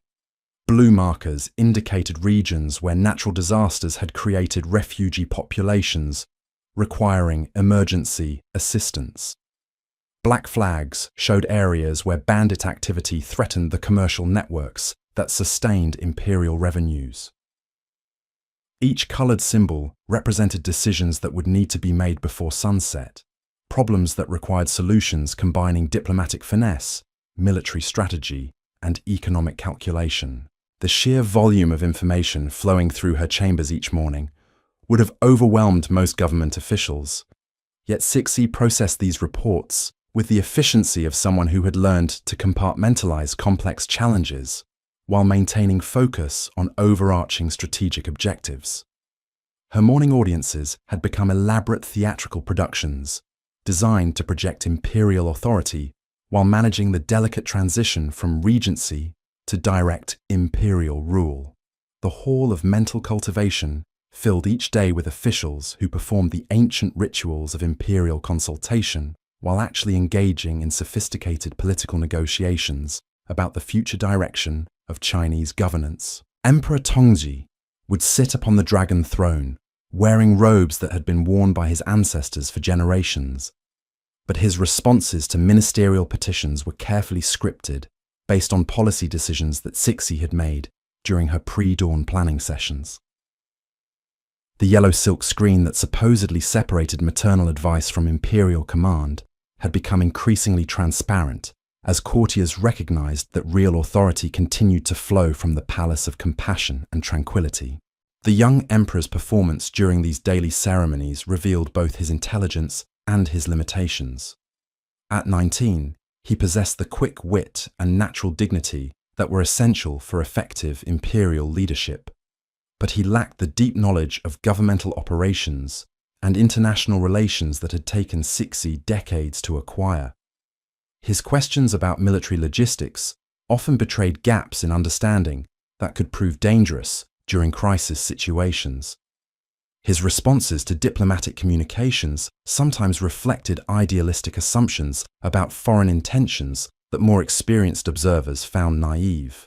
These limitations created opportunities for Cixi to demonstrate her continued indispensability while gradually preparing her son for eventual assumption of full imperial responsibilities. Her interventions during morning audiences were presented as helpful suggestions from a devoted mother, but they actually constituted detailed instructions about policy implementation that reflected her superior understanding of administrative complexities and international pressures. The afternoon hours brought private tutorials where Cixi attempted to transfer decades of accumulated knowledge about statecraft and political survival to an intelligent but inexperienced young man who had grown up surrounded by luxury and deference. These educational sessions took place in secluded pavilions, where the artificial constraints of formal protocol could be temporarily suspended in favor of honest discussion about the realities of governing an empire in crisis. The curriculum for these private lessons covered subjects that were never addressed in traditional imperial education programs. Cixi taught her son to recognize the subtle signs of corruption that could undermine governmental effectiveness. She explained the economic relationships between different regions that made certain policy combinations politically impossible. She described the psychological motivations that drove foreign diplomats to make specific demands during international negotiations. Most importantly, she shared insights about human nature and political loyalty that could only be gained through years of direct experience with the betrayals and alliances that characterized court life. The young emperor learned to identify which officials could be trusted with sensitive information and which required constant supervision. He discovered how to balance competing interests within the imperial bureaucracy while maintaining the appearance of impartial justice that was essential for dynastic legitimacy. The garden walks that followed these tutorial sessions provided opportunities for mother and son to discuss sensitive political matters in settings where surveillance was more difficult and conversations could flow more naturally. The carefully designed landscapes that surrounded the Palace of Compassion and Tranquility created an illusion of privacy that encouraged honest communication about subjects that might be too dangerous to address in formal settings. During these walks among flowering trees and ornamental ponds, Cixi would test her son's understanding of lessons from earlier sessions while also sharing personal observations about specific officials whose loyalty or competence might become crucial during future crises. The young emperor learned to evaluate competing policy recommendations based on their practical implications rather than their theoretical appeal. He discovered how to maintain authority over subordinates while also gathering accurate information about conditions throughout the empire. These informal educational sessions revealed the complexity of preparing someone for supreme political responsibility within a system that provided no formal training for imperial leadership. Traditional Chinese education emphasized literary accomplishment and philosophical understanding, but governing an empire required practical skills in military strategy, economic management, and diplomatic negotiation that were normally acquired through years of administrative experience. Cixi's approach to this educational challenge reflected her recognition that the dynasty's survival might depend on her son's ability to maintain the modernization programs she had initiated, while also preserving the traditional sources of imperial legitimacy that sustained popular loyalty. The balance between innovation and continuity required political judgment that could only be developed through careful mentorship combined with gradual assumption of real responsibility. The evening hours brought the most challenging aspect of Cixi's daily routine, as she attempted to manage the growing pressure for her to withdraw from active political involvement, while simultaneously ensuring that essential governmental functions continued to operate effectively. The formal dinner parties that she hosted for senior officials had become complex diplomatic events, where competing factions presented their arguments about the proper timing and methods for transitioning to direct imperial rule. These dinner conversations required Cixi to demonstrate multiple forms of expertise simultaneously. She needed to display maternal devotion that would justify her continued involvement in her son's political education. She had to show administrative competence that would prove her policies were producing beneficial results for the empire. She was required to project personal humility that would deflect accusations of inappropriate ambition while actually defending her right to maintain political influence. The dining room in her private apartments had been carefully arranged to facilitate these complex negotiations. Round tables encouraged informal conversation, while also ensuring that no guest could claim preferential seating arrangements. The menu featured delicacies from throughout the empire, subtle reminders of the diversity that made unified governance both necessary and challenging. The serving arrangements allowed Cixi to demonstrate gracious hospitality while also controlling the flow of conversation through strategic timing of course presentations. The guests invited to these dinners represented a careful cross-section of imperial officialdom designed to maintain factional balance while also gathering intelligence about potential opposition to her continued leadership. Military commanders shared tables with civilian administrators whose cooperation was essential for implementing defense policies. Provincial governors socialized with court officials whose support was necessary for maintaining central authority. Foreign diplomatic representatives mingled with Chinese scholars whose expertise was valuable for international negotiations. The conversations that emerged during these carefully orchestrated social events revealed the full complexity of the political challenges facing the imperial system during this period of transition. Traditional officials argued for restoration of conventional governmental arrangements that would eliminate female participation in political decision-making. Modernist factions supported continued reform programs that required experienced leadership regardless of gender considerations. Regional representatives advocated for policies that would address local concerns while also strengthening overall imperial unity. Cixi's responses to these competing arguments demonstrated the political skills that had enabled her to maintain power during more than a decade of unprecedented challenges. She acknowledged legitimate concerns about constitutional propriety, while also highlighting practical benefits that her policies had produced for different constituencies.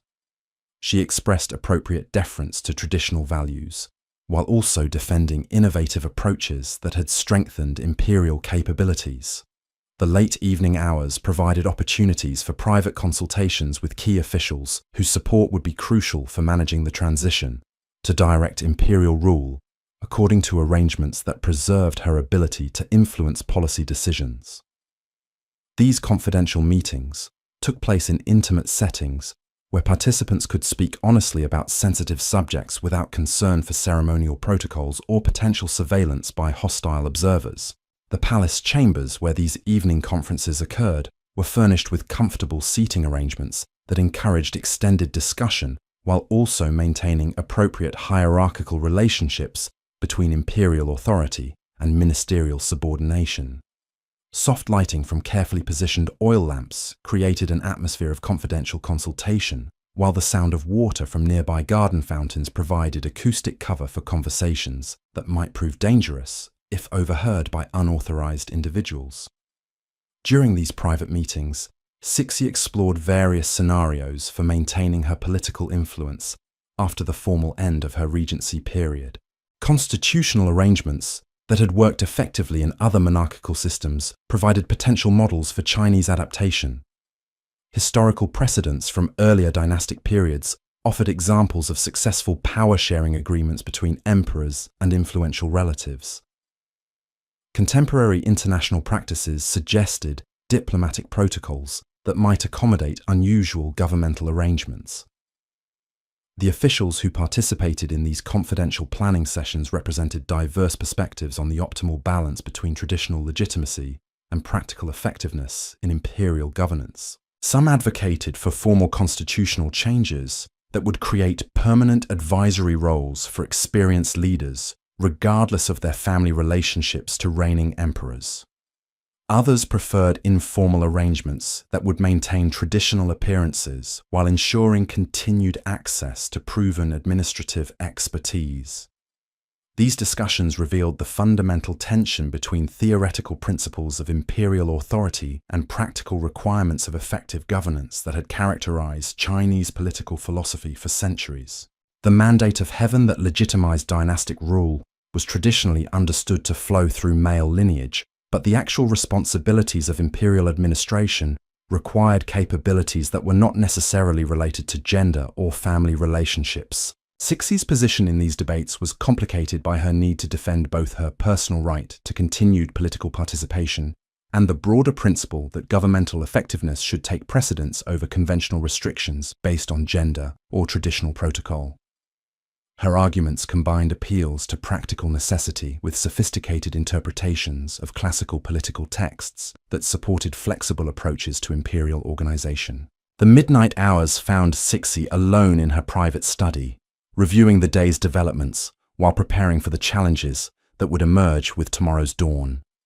The oil lamps that illuminated her late-night work sessions cast dancing shadows across documents that recorded the pulse of an empire struggling to maintain stability while adapting to revolutionary changes in technology, economics, and international relations. Her personal correspondence during this period reflected the complexity of maintaining relationships with officials throughout the empire, whose loyalty and competence were essential for implementing policies that required coordination across vast distances and diverse populations. The letters she composed each evening were carefully crafted to achieve multiple objectives simultaneously, while also providing specific guidance about administrative matters that required immediate attention. The provincial governors who received her detailed instructions about flood relief efforts also found personal inquiries about their family welfare and career aspirations that reinforced bonds of loyalty and mutual obligation. Military commanders who were given strategic directives about frontier defense also received recognition for their professional achievements and promises of continued imperial support for their operational requirements. Diplomatic officials, who were provided with negotiating instructions, also discovered expressions of confidence in their abilities and acknowledgement of the difficult circumstances under which they were required to operate. These extensive correspondence networks required Cixi to maintain detailed knowledge about hundreds of individual officials whose personal characteristics, political loyalties, and administrative capabilities affected the implementation of imperial policies throughout the empire. Her private files contained biographical information about key personnel that included family relationships, educational backgrounds, career accomplishments, and potential vulnerabilities that might influence their behavior during crisis situations. The maps and charts that covered her study walls during these late-night strategy sessions provided visual representations of challenges that required constant attention from imperial leadership. Economic data tracked revenue flows from different regions while also identifying areas where tax collection was being undermined by local corruption or administrative incompetence. Military intelligence plotted the movements of potential threats, while also monitoring the readiness of Chinese forces that might be required for defensive or offensive operations. Demographic information revealed population movements that could affect political stability, while also suggesting economic opportunities that might be developed through appropriate infrastructure investments. Commercial statistics documented trade patterns that connected Chinese markets with international networks, while also highlighting vulnerabilities to foreign economic manipulation that required defensive countermeasures. The integration of this vast array of information into coherent policy strategies required analytical capabilities that Cixi had developed through decades of practical experience with the complexities of imperial administration.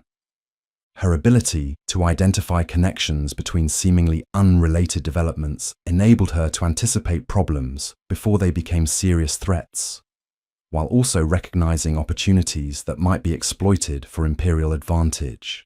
The winter of 1872 brought a crisis that would test all of Cixi's political skills, as rumors began circulating about Emperor Tongji's desire to assert complete independence from maternal guidance.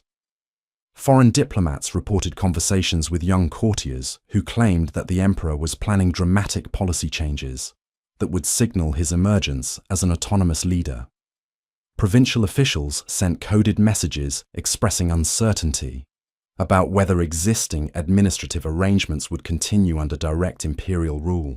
These developments created immediate dangers for Cixi's continued political survival, while also threatening the stability of governmental operations that depended on experienced leadership during a period of ongoing international pressure and internal challenges. Her response to this emerging crisis would demonstrate whether the skills that had enabled her to achieve supreme power could also be adapted to maintain influence under changed constitutional circumstances. The strategies she developed during the long winter nights of 1872 would determine not only her personal fate, but also the future direction of Chinese development during a crucial period when decisions made in Beijing would affect the trajectory of world history. The woman who had transformed herself from powerless concubine to supreme authority was about to face her most challenging test as she sought to preserve both her political influence and the reform programs that represented her most significant contribution to Chinese civilization. The crisis that would define the remainder of Cixi's reign began with a single conversation overheard in the gardens of the Summer Palace. A young eunuch, carrying tea to the emperor's private chambers, paused behind a decorative screen when he heard voices discussing plans that would shake the foundations of her carefully constructed authority. The words he reported to Cixi's trusted network spoke of secret meetings, foreign advisors, and a conspiracy that reached into the highest levels of government. Emperor Tongji had indeed begun asserting his independence, but not in ways that anyone had anticipated. His daily routine had subtly shifted over the previous months, with private audiences that excluded his mother's representatives and evening consultations with officials who had never been part of Cixi's inner circle. The young emperor would wake each morning in his chambers within the palace of heavenly purity, dismissing the traditional attendants who had served as Cixi's informal observers, while surrounding himself with younger courtiers whose loyalties remained unclear. His breakfast conversations no longer focused on administrative reports and policy discussions that had characterized the Regency period. Instead, the emperor entertained visiting scholars who spoke passionately about political theories imported from Europe and America. These foreign-educated intellectuals brought books written in languages that few court officials could read, describing governmental systems that challenged every assumption about imperial authority that had sustained Chinese civilization for millennia. The morning walks that had once provided opportunities for Cixi to continue her son's political education were now solitary affairs, where Emperor Tongji strode through the Forbidden City's courtyards, accompanied only by guards whose silence was enforced by imperial command. The young emperor would pause at pavilions where previous rulers had composed poetry or contemplated philosophical texts, but his thoughts seemed focused on problems that extended far beyond traditional concerns about dynastic legitimacy and administrative efficiency. Palace servants reported observing the emperor studying maps that showed not just Chinese territories, but global trade routes, international telegraph networks, and foreign military installations that suggested interests extending far beyond conventional imperial responsibilities. His personal library had expanded to include technical manuals about railroad construction, industrial manufacturing, and financial systems that operated according to principles unknown to traditional Chinese economic theory. The afternoon audiences that had once served as collaborative policy sessions between mother and son were transformed into formal ceremonies where Emperor Tongji received ministerial reports with polite attention, but without the detailed questioning that had characterized previous consultations. The young emperor's responses to administrative recommendations became increasingly brief and non-committal, as if he were postponing important decisions until he could implement alternative procedures for governmental consultation. Cixi observed these developments with growing alarm while maintaining the careful facade of maternal pride in her son's increasing maturity and independence. Her own daily routine required constant adaptation to gather intelligence about the emperor's activities, while avoiding any appearance of inappropriate surveillance or interference with his legitimate authority. The morning reports from her network of informants painted an increasingly troubling picture of imperial isolation from established advisory systems. The breakfast meetings in her private chambers took on new urgency, as trusted officials shared fragments of information about the emperor's private consultations with individuals whose identities and qualifications remain mysterious. Foreign diplomatic personnel were requesting audiences with increasing frequency, suggesting international interest in potential policy changes that might accompany the transition to direct imperial rule. Provincial governors were submitting reports that posed careful questions about the continuity of existing administrative arrangements. Her afternoon conferences with senior ministers became exercises in diplomatic communication, where participants discussed sensitive subjects through layers of ceremonial language designed to avoid direct criticism of imperial behavior while expressing legitimate concerns about governmental stability. These conversations revealed growing anxiety among experienced officials who recognized that effective administration required institutional continuity that transcended individual leadership transitions. The evening hours brought private consultations with military commanders whose loyalty to the dynasty remained absolute, but whose understanding of strategic requirements made them increasingly concerned about potential disruption of defense policies that had taken years to develop and implement.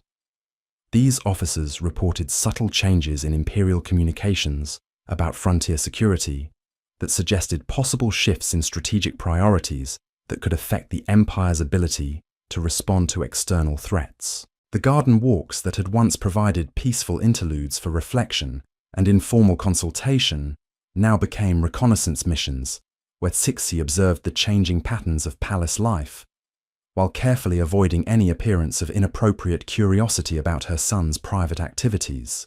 The ornamental landscapes that surrounded her residence offered vantage points for monitoring the flow of visitors to the Emperor's chambers, while the sound of water from decorative fountains provided acoustic cover for conversations with loyal servants who served as her eyes and ears throughout the imperial complex.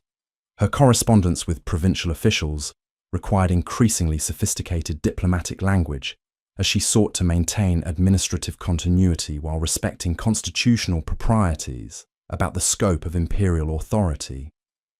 The letters she composed each evening were masterpieces of political communication that provided necessary guidance about policy implementation, while avoiding any suggestion of interference with legitimate imperial prerogatives.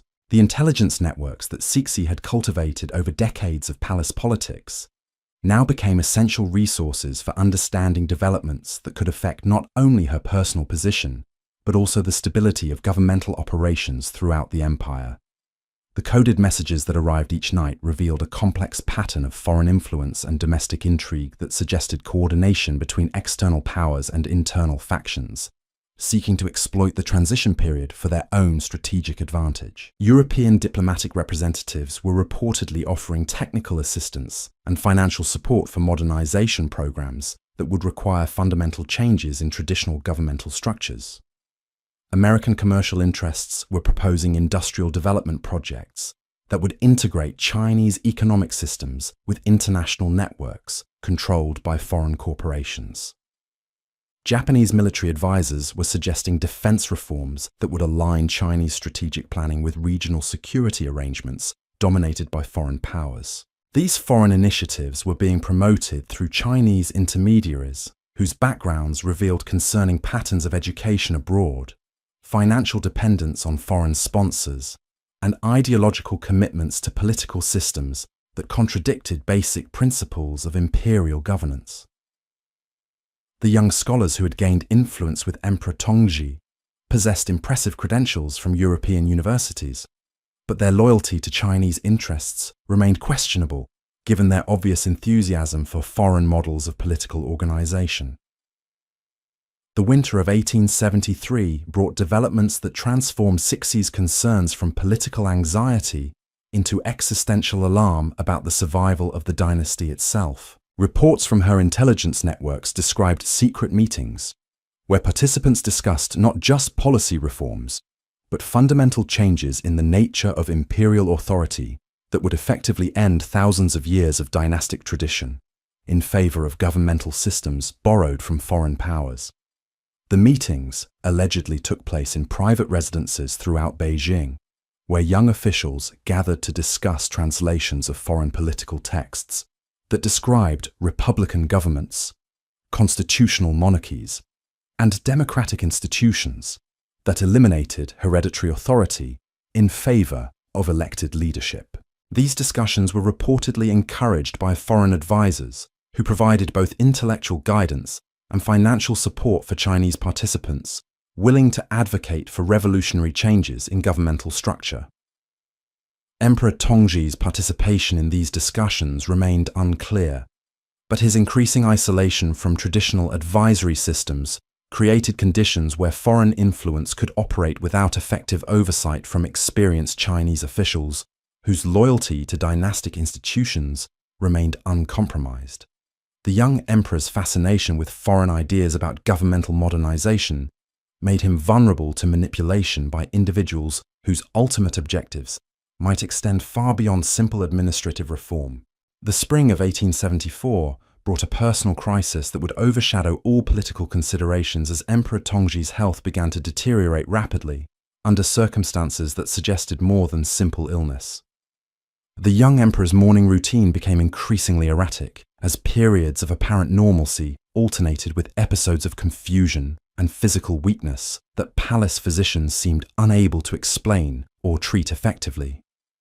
His daily audiences with government ministers were frequently cancelled without explanation, creating administrative paralysis that affected policy implementation throughout the empire. Foreign diplomats reported conversations with court officials who expressed growing concern about the emperor's ability to fulfill his governmental responsibilities during a period when decisive leadership was essential for addressing mounting international pressures. The medical consultations that occupied increasing portions of each day revealed symptoms that defied conventional diagnosis while creating opportunities for various factions to promote their own theories about appropriate treatment approaches. Traditional Chinese physicians recommended herbal remedies and acupuncture treatments that reflected thousands of years of accumulated medical knowledge. Foreign doctors suggested modern medicines and therapeutic procedures that had proven effective in European hospitals, but remained largely untested in Chinese patients. Cixi found herself navigating between competing medical recommendations, while also managing the political implications of her son's illness for the stability of imperial government. Her daily routine expanded to include consultations with physicians whose professional disagreements reflected broader cultural conflicts between traditional Chinese approaches to health and foreign medical practices that emphasized scientific methodology over accumulated wisdom. The afternoon vigils at the emperor's bedside provided opportunities for Cixi to observe his condition, while also monitoring the various officials and advisors who sought access to imperial authority during periods of reduced consciousness and compromised judgment. These bedside scenes revealed the vulnerability of dynastic institutions to exploitation during periods when normal protective mechanisms were weakened by medical crises. The evening conferences with senior ministers took on new urgency as participants discussed contingency plans for governmental continuity during extended imperial incapacitation. These discussions required careful balance between preparing for potential succession scenarios while avoiding any appearance of premature assumption that the emperor's condition was beyond recovery. The late-night strategy sessions in Cixi's private study now focused on multiple crisis scenarios simultaneously as she prepared for possibilities ranging from gradual imperial recovery to sudden dynastic succession that would require immediate implementation of regency arrangements. The maps and documents that covered her work surfaces during these planning sessions reflected the complexity of governing an empire where political stability depended on individual leadership during a period when that leadership had become unreliable. Her correspondence with provincial officials required increasingly careful diplomatic language as she sought to maintain administrative continuity while avoiding any suggestion of unauthorized assumption of imperial prerogatives. The governors and military commanders, who depended on clear central guidance for policy implementation, needed reassurance about governmental stability without receiving information that might undermine confidence in legitimate imperial authority. The intelligence reports that arrived each midnight revealed growing international attention to the Chinese succession crisis as foreign powers positioned themselves to exploit potential instability for their own strategic advantage. European diplomatic missions were reportedly developing contingency plans for different succession scenarios that might create opportunities for extracting additional concessions from a weakened Chinese government.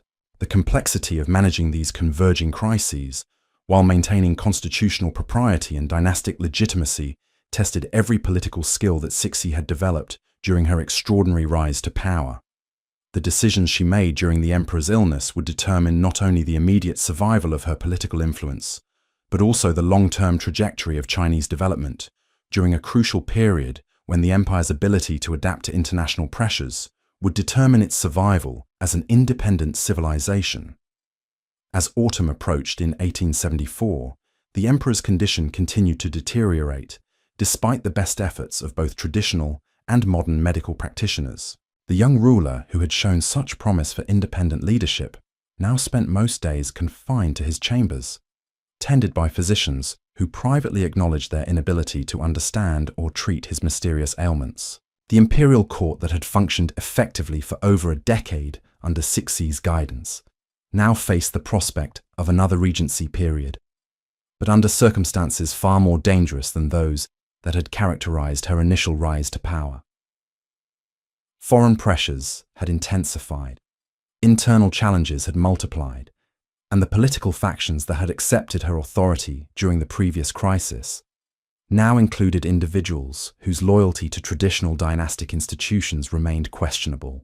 The woman who had transformed herself from powerless concubine to supreme authority through intelligence, determination, and political skill now faced the ultimate test of whether those same qualities could preserve both her personal position and the imperial system itself during a period when the very foundations of Chinese civilization were under assault from forces that had learned to exploit internal weakness for their own strategic objectives. The oil lamps that illuminated her late-night planning sessions cast dancing shadows across documents that recorded not just the immediate challenges facing her personal survival, but the broader question of whether traditional Chinese governmental institutions could adapt successfully to the revolutionary changes that were transforming the entire world during the final decades of the 19th century.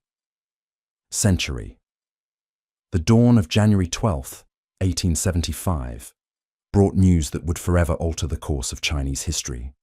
Emperor Tongzhi had died during the night, his 20-year reign ending as palace physicians stood helplessly by his bedside, their remedies exhausted and their understanding defeated by an illness that had consumed the young ruler's strength over months of gradual decline.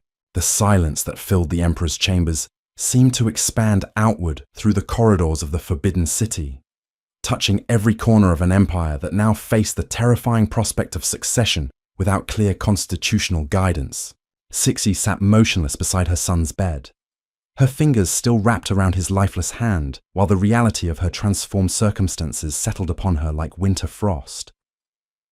The young man who had represented both her greatest achievement and her most dangerous challenge was gone, leaving behind a political vacuum that would either destroy everything she had built or provide the opportunity to secure her legacy in ways that no previous crisis had allowed. The imperial physicians who had attended the emperor's final hours moved through the chamber with the silent efficiency of men who understood that their failure to preserve imperial life might cost them their own. They gathered their instruments and medicine bottles while avoiding eye contact with the woman whose grief would soon transform into the calculated determination that had sustained her through every previous challenge to her authority and survival. The eunuchs who served as Cixi's most trusted informants waited in the antechamber beyond the death scene, their faces carefully composed to conceal thoughts about the political opportunities that imperial mortality had suddenly created. These men had witnessed the rise and fall of emperors throughout their decades of palace service, and they understood that the next few hours would determine whether their current patron could navigate the constitutional crisis that now threatened to engulf the dynasty itself. The morning light that filtered through the paper windows illuminated a chamber where death had created possibilities that life had made impossible. Without a direct heir, the succession would require decisions about dynastic continuity that could either strengthen traditional imperial institutions or provide opportunities for the revolutionary changes that foreign advisors had been promoting among younger court officials throughout the previous year. Cixi's first decision revealed the political instincts that had enabled her to survive and prosper during more than a decade of unprecedented challenges. Rather than allowing news of the emperor's death to spread through unofficial channels, where rumors and speculation might create panic, she immediately implemented information control procedures that would enable her to manage both the timing and content of public announcements about the succession crisis. Her morning routine on this day of imperial death began not with the usual intelligence briefings and policy consultations, but with urgent conferences where trusted officials received instructions about securing key government installations while preventing unauthorized access to imperial authority during the vulnerable transition period. The breakfast that was served in her private chambers went untouched as she dictated messages to provincial governors whose loyalty would be essential for maintaining stability throughout the empire. The maps that covered her work table during these emergency planning sessions now displayed not just the usual indicators of foreign threats and domestic challenges, but new markers representing potential opposition to her continued authority from court factions that might exploit the succession crisis to advance their own political objectives. The red pins that marked foreign military positions suddenly seemed more threatening, while the blue flags indicating regional unrest took on new significance as potential rallying points for rebellion against central authority. Her afternoon conferences with senior ministers revealed the full complexity of the constitutional challenge that imperial death had created. Traditional succession laws required the selection of a new emperor from among eligible male relatives of the deceased ruler, but Emperor Tongji's childless death meant that such selection would require negotiations among court factions whose competing interests might prove impossible to reconcile through conventional political processes. The candidates whose names emerged during these discussions represented different approaches to the fundamental questions about imperial authority that had been developing throughout the previous year. Some potential emperors were associated with conservative factions that favored restoration of traditional governmental arrangements and resistance to foreign influence. Others had connections to modernist groups that supported continued reform programs and accommodation with international pressures for political change. Cixi listened to these discussions with the calculating mind that had served her so well during previous crises, recognizing that the selection process would provide opportunities to influence not just the identity of the next emperor, but also the governmental arrangements that would define imperial authority during the crucial years ahead. Her responses to ministerial recommendations revealed sophisticated understanding of how succession negotiations could be managed to preserve her political influence while also ensuring dynastic stability.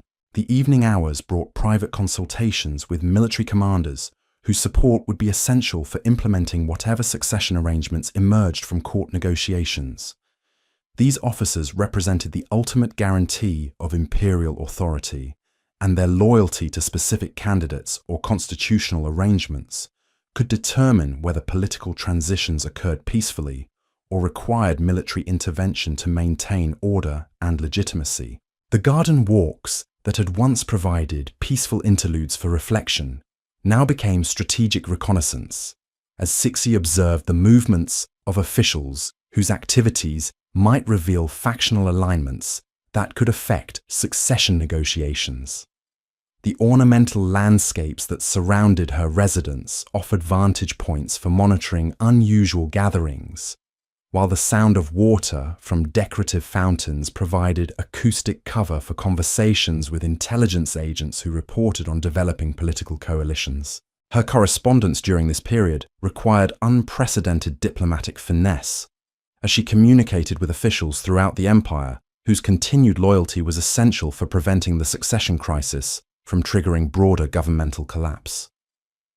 The letters she composed each evening were carefully crafted to project confidence in dynastic continuity while avoiding any premature commitments about specific succession arrangements that might prove politically impossible to implement. The late-night strategy sessions in her private study now focused on multiple scenarios for managing the selection process according to arrangements that would preserve her ability to influence imperial policy regardless of which candidate ultimately emerged as emperor. The documents that covered her work surfaces included genealogical charts that mapped relationships between potential successors and detailed assessments of their political affiliations, personal characteristics, and vulnerability to external manipulation. The oil lamps that illuminated these midnight planning sessions cast shadows across materials that revealed the full scope of foreign interest in Chinese succession arrangements. Intelligence reports described European diplomatic missions developing position papers about preferred candidates who might prove more amenable to international demands for additional territorial and commercial concessions. American commercial representatives were reportedly offering financial support for modernist factions that favored economic policies aligned with foreign business interests. The complexity of managing these domestic and international pressures while maintaining constitutional legitimacy required Cixi to employ every political skill she had developed throughout her extraordinary career. The strategies she devised during these crucial weeks would determine whether the succession crisis strengthened or weakened her position, whether traditional imperial institutions survived the transition, and whether China could maintain sufficient unity to resist foreign pressures that threatened national independence. Her solution to the succession challenge demonstrated the creative intelligence that had enabled her to transform impossible situations into opportunities for enhanced authority. Rather than supporting any of the adult candidates whose selection would require her to accept subordinate status, Cixi promoted the candidacy of her 3-year-old nephew, Zhaitian, whose youth would necessitate another regency period during which she could maintain effective control of governmental operations. The morning of February 25, 1875, brought the formal announcement that would reshape Chinese politics for the next 3 decades.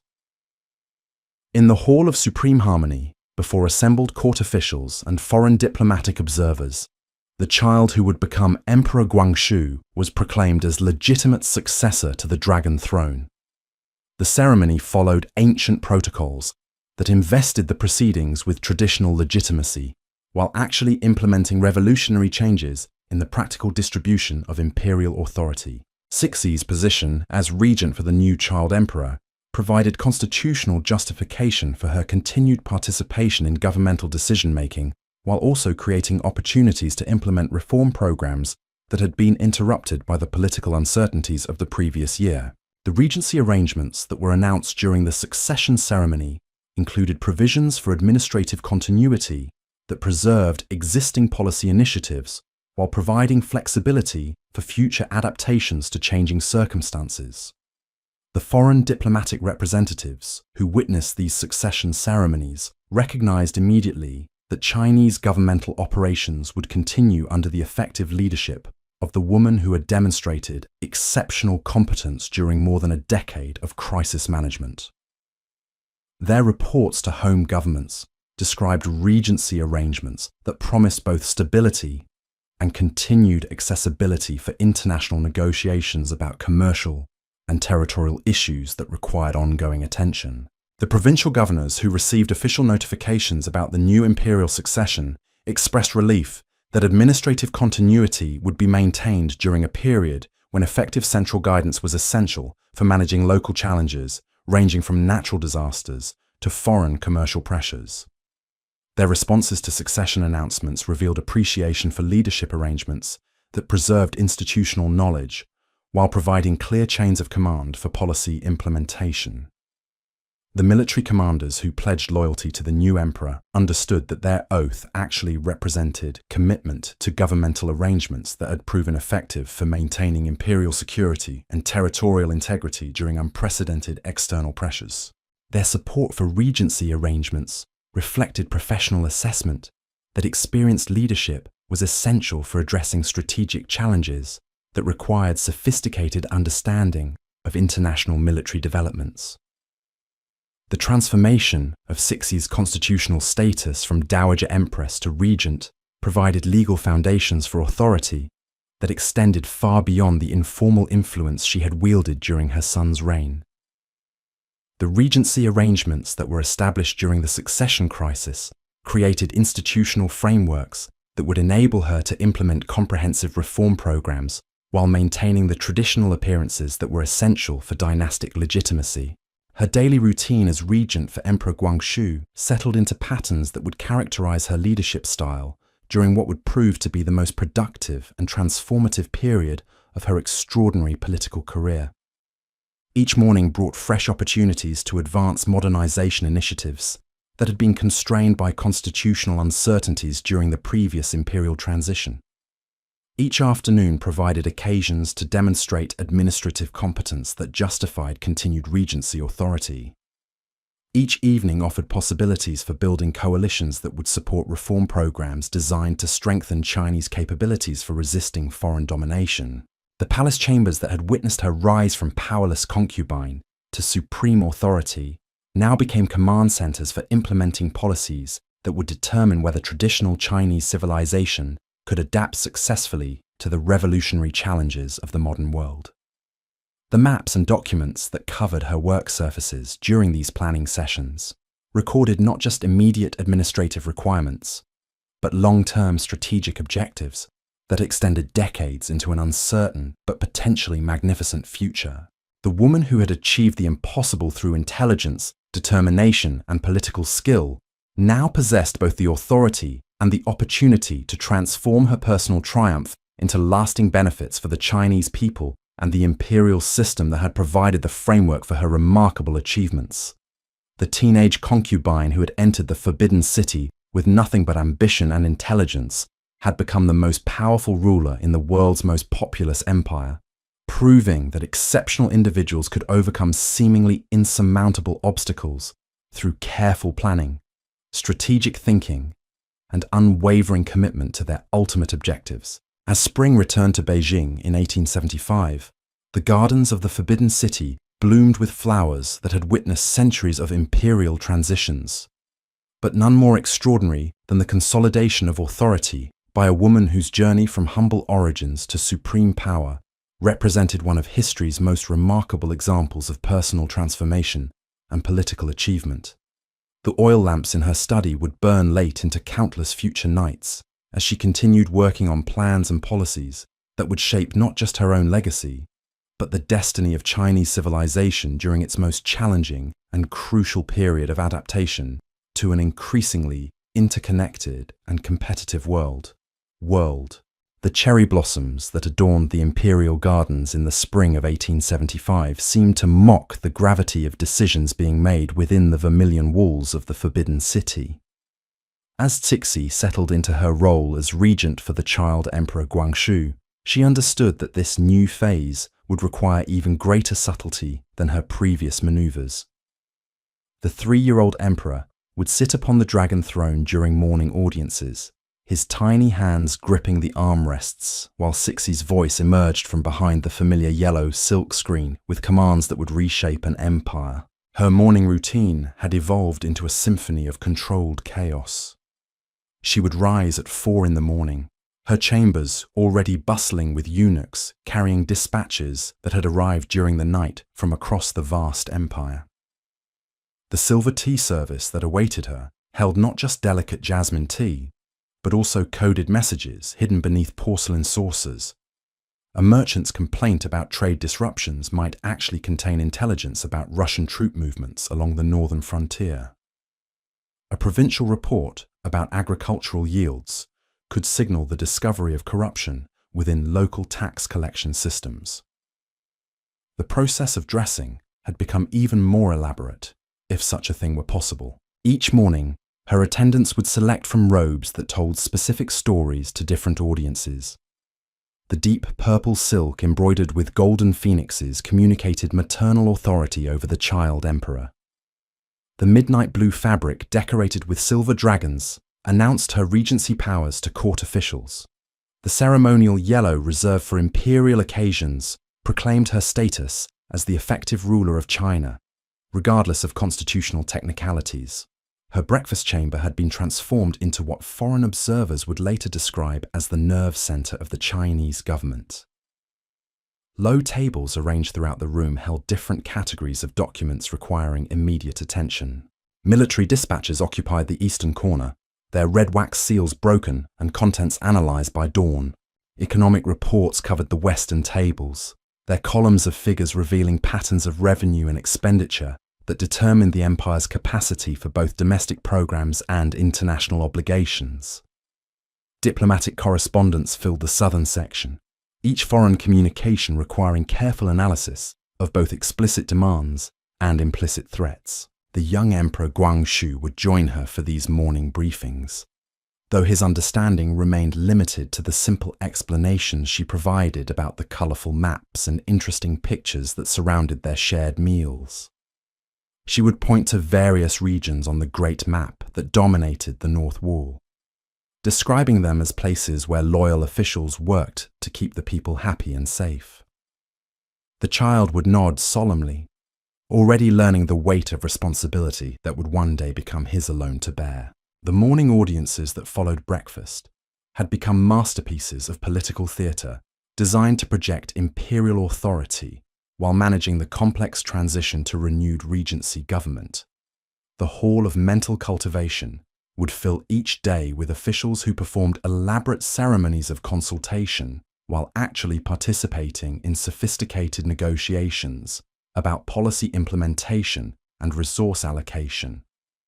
The child emperor would sit motionless upon his throne, his silence interpreted as imperial wisdom, while Cixi's carefully modulated voice provided detailed instructions about everything from military strategy to economic reform.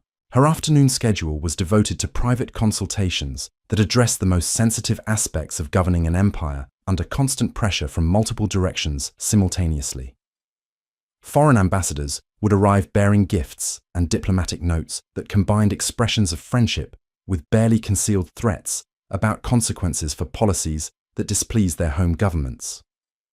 Provincial governors would present detailed reports about local conditions that revealed patterns of success and failure in implementing central directives across regions with vastly different geographical, economic, and cultural characteristics.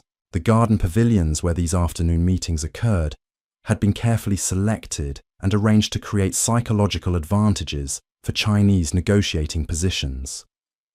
Foreign diplomats found themselves seated in positions where afternoon sunlight would shine directly into their eyes, while Cixi remained comfortably shaded behind ornate screens that allowed her to observe facial expressions and body language without revealing her own reactions to proposals or demands that required careful consideration before response. During these diplomatic encounters, she demonstrated remarkable ability to adapt her communication style to the cultural expectations and personal characteristics of each foreign representative. With British officials, she employed the formal courtesy that Victorian sensibilities demanded, while carefully avoiding any suggestion of subservience that might be interpreted as weakness. With French diplomats, she engaged in the sophisticated verbal dancing that Gallic culture appreciated, while ensuring that Chinese interests remained paramount in any agreements that emerged from these conversations. The most challenging negotiations involved German representatives whose systematic approach to international relations reflected their nation's growing military and industrial power.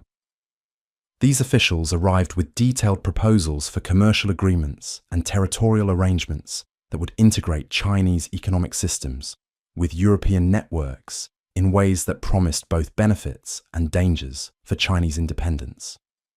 Her responses required sophisticated understanding of international law and commercial practices that she had acquired through years of intensive study and practical experience. The American commissioners, who increasingly appeared at her afternoon receptions, represented a different type of challenge, as their democratic ideals and commercial ambitions created unique pressures for political reforms that would fundamentally alter traditional Chinese governmental structures. Their conversations often focused on educational exchanges and technological transfers that could modernize Chinese capabilities, while also creating dependencies on American expertise and equipment. Her evening routine during this period included extensive correspondence with Chinese officials studying abroad, who provided invaluable intelligence about foreign capabilities and intentions, while also representing potential channels for acquiring technological knowledge that could strengthen imperial defenses. These young scholars, primarily in European and American universities, sent detailed reports about industrial developments, military innovations, and political movements that could affect international relations with China. The letters she composed to these overseas students were carefully crafted to maintain their loyalty to Chinese interests, while encouraging them to acquire practical skills and theoretical knowledge that could be applied to domestic modernization programs. She inquired about their academic progress, while also requesting specific information about foreign manufacturing techniques, transportation systems, and communication technologies that might be adapted for Chinese use. The late evening hours brought private conferences with her most trusted advisors about the long-term strategic challenges facing Chinese civilization during a period of unprecedented international pressure and technological change.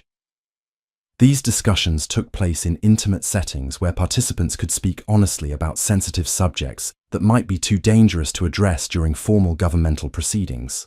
The topics addressed during these confidential meetings ranged from immediate military threats to fundamental questions about the compatibility between traditional Chinese values and modern international systems that operated according to principles derived from Western political and economic theory. Her advisors included both conservative scholars who advocated preservation of established institutions and progressive intellectuals who supported radical reforms designed to strengthen Chinese capabilities for competing with foreign powers. Her own position in these debates reflected the pragmatic approach that had characterized her entire political career. She remained committed to preserving essential elements of traditional Chinese civilization, while also recognizing that adaptation was necessary for survival in an international environment where military and economic strength determined national independence and cultural autonomy. Her questions during these discussions revealed sophisticated understanding of the complex relationships between political organization, economic development, and military capability that would determine China's future prospects. The midnight hours found her alone in her private study, surrounded by documents and maps that recorded the pulse of an empire struggling to maintain cohesion while adapting to revolutionary changes that were transforming the entire world. The oil lamps that illuminated these solitary work sessions cast dancing shadows across reports that described not just immediate administrative challenges, but fundamental questions about whether traditional monarchical institutions could survive the transition to modern international systems. Her personal library during this period expanded to include works on constitutional law, economic theory, and military science that had been translated from European languages by Chinese scholars who understood the importance of learning from foreign examples while maintaining cultural independence. The margins of these books were filled with her handwritten observations about potential applications of foreign concepts to Chinese circumstances and careful analyses of which innovations might strengthen imperial capabilities without undermining dynastic legitimacy. The maps that covered her study walls revealed the global context within which Chinese policy decisions would be evaluated and implemented. Telegraph lines now connected major Chinese cities with international networks that could transmit information across continents in hours rather than months. Railroad construction was beginning to integrate different regions of the empire, while also creating vulnerabilities to foreign military intervention if conflicts arose over territorial or commercial disputes. The financial charts that accompanied these geographical displays showed patterns of international trade and investment that were gradually integrating Chinese economic systems with global markets controlled primarily by European and American commercial interests. The challenge was to participate in these international networks sufficiently to access modern technologies and capital resources while maintaining enough independence to preserve Chinese political autonomy and cultural integrity. Her correspondence with international financial institutions reflected the delicate balance required for modernization without subordination. The loans and investment agreements that she negotiated provided essential resources for infrastructure development, while also creating obligations that could potentially compromise Chinese sovereignty if economic conditions deteriorated or international conflicts arose that required choosing sides between competing foreign powers. The winter of 1876 brought a series of crises that tested every aspect of her administrative capabilities and political judgment.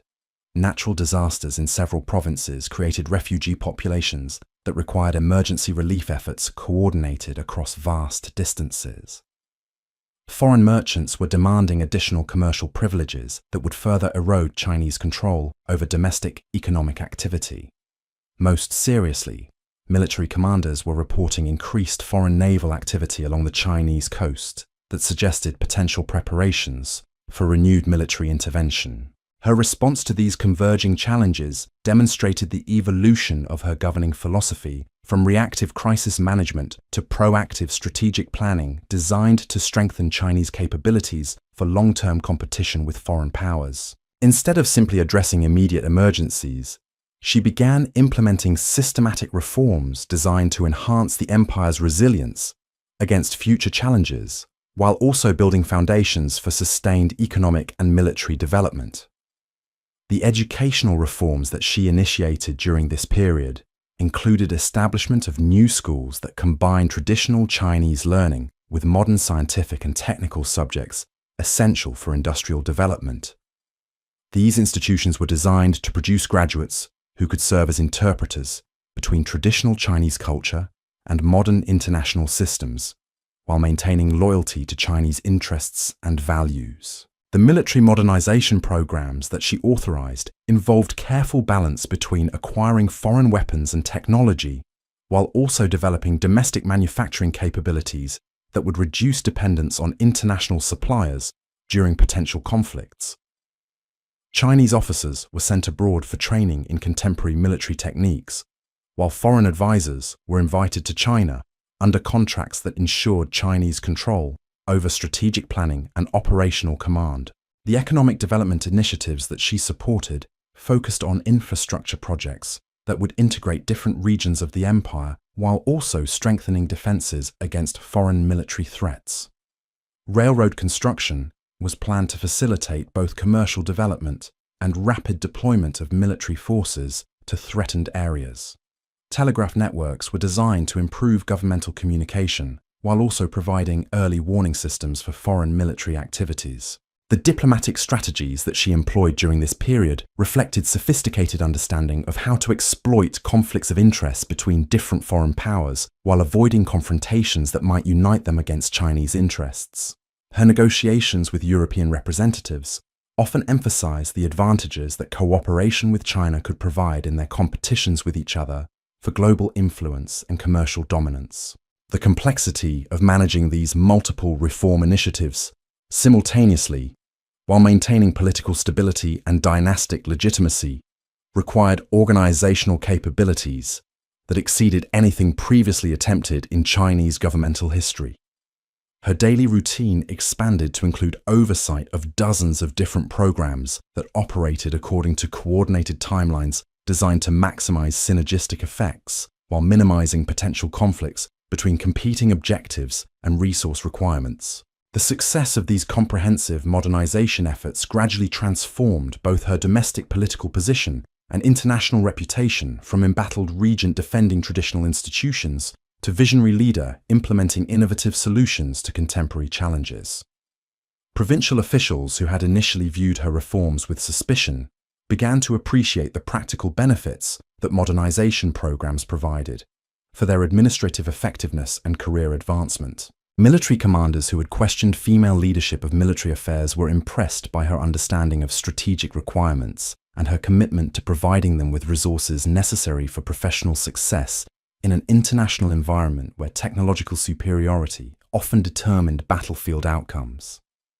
Foreign diplomats who had expected to exploit Chinese weakness during another regency period discovered that they were dealing with a formidable negotiator whose knowledge of international affairs exceeded that of many of their own colleagues. The transformation of her public image during the late 1870s reflected not just personal achievements, but also broader changes in Chinese society's understanding of political leadership and governmental effectiveness during periods of rapid international change. The desperate circumstances facing the empire continued to create conditions where traditional restrictions on female political participation were subordinated to practical concerns about administrative competence and policy success. Her daily routine, as the decade progressed, settled into patterns that would characterize her leadership style, during what would prove to be the most transformative period in modern Chinese history. Each morning brought new opportunities to advance comprehensive reforms that were gradually strengthening Chinese capabilities, while each afternoon provided occasions to demonstrate the administrative excellence that justified continued regency authority despite growing pressures for constitutional changes. The palace chambers that had witnessed her extraordinary rise from powerless concubine to supreme authority now served as command centers for implementing policies that would determine whether Chinese civilization could successfully adapt to the modern world while preserving the cultural values and institutional frameworks that had sustained imperial unity for thousands of years. The decisions made within those ancient walls during these crucial years would echo through history long after the woman who made them had passed into legend. The 1880s ushered in what would become known as the Decade of Iron and Steam, as Cixi's modernization efforts began to bear fruit across an empire that stretched from the windswept steppes of Mongolia to the humid rice paddies of Guangdong. Her morning routine had evolved into a carefully orchestrated ballet of imperial administration, where every gesture carried the weight of governing nearly 400 million souls. She would wake each day to the sound of temple bells echoing across the Forbidden City, their bronze voices calling her to responsibilities that would have crushed lesser spirits. The tea ceremony that began each dawn had transformed into an intelligence briefing disguised as domestic ritual.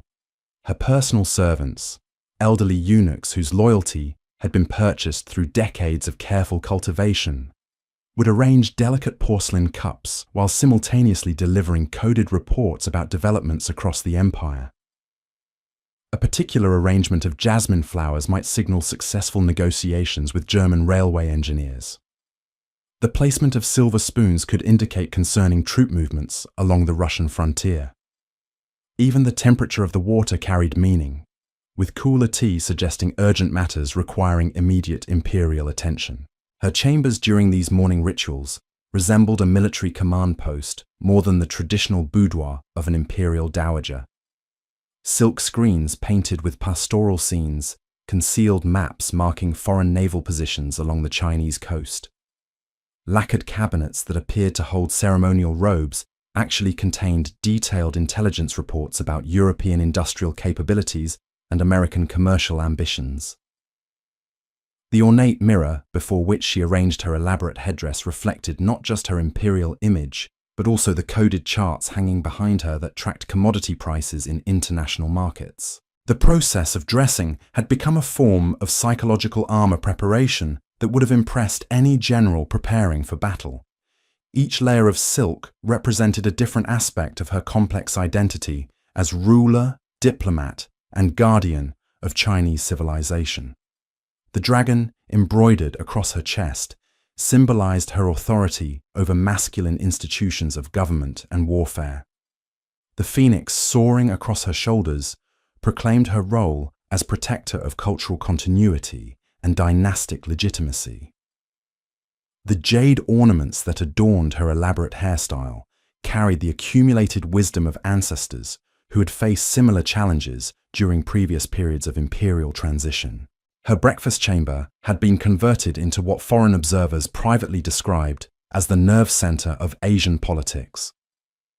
The young Emperor Guangxu, now approaching his 10th birthday, would join her for these morning meals that combined family intimacy with affairs of state. She would explain complex diplomatic negotiations through stories that entertained a child, while actually preparing him for the responsibilities that would eventually become his alone. A tale about clever merchants outwitting foreign competitors might actually describe successful commercial negotiations with British trading companies.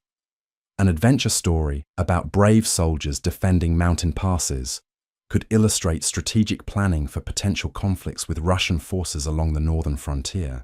The morning audiences that followed breakfast had evolved into masterful displays of imperial theatre designed to project Chinese strength, while managing delicate international relationships that could explode into warfare if mishandled.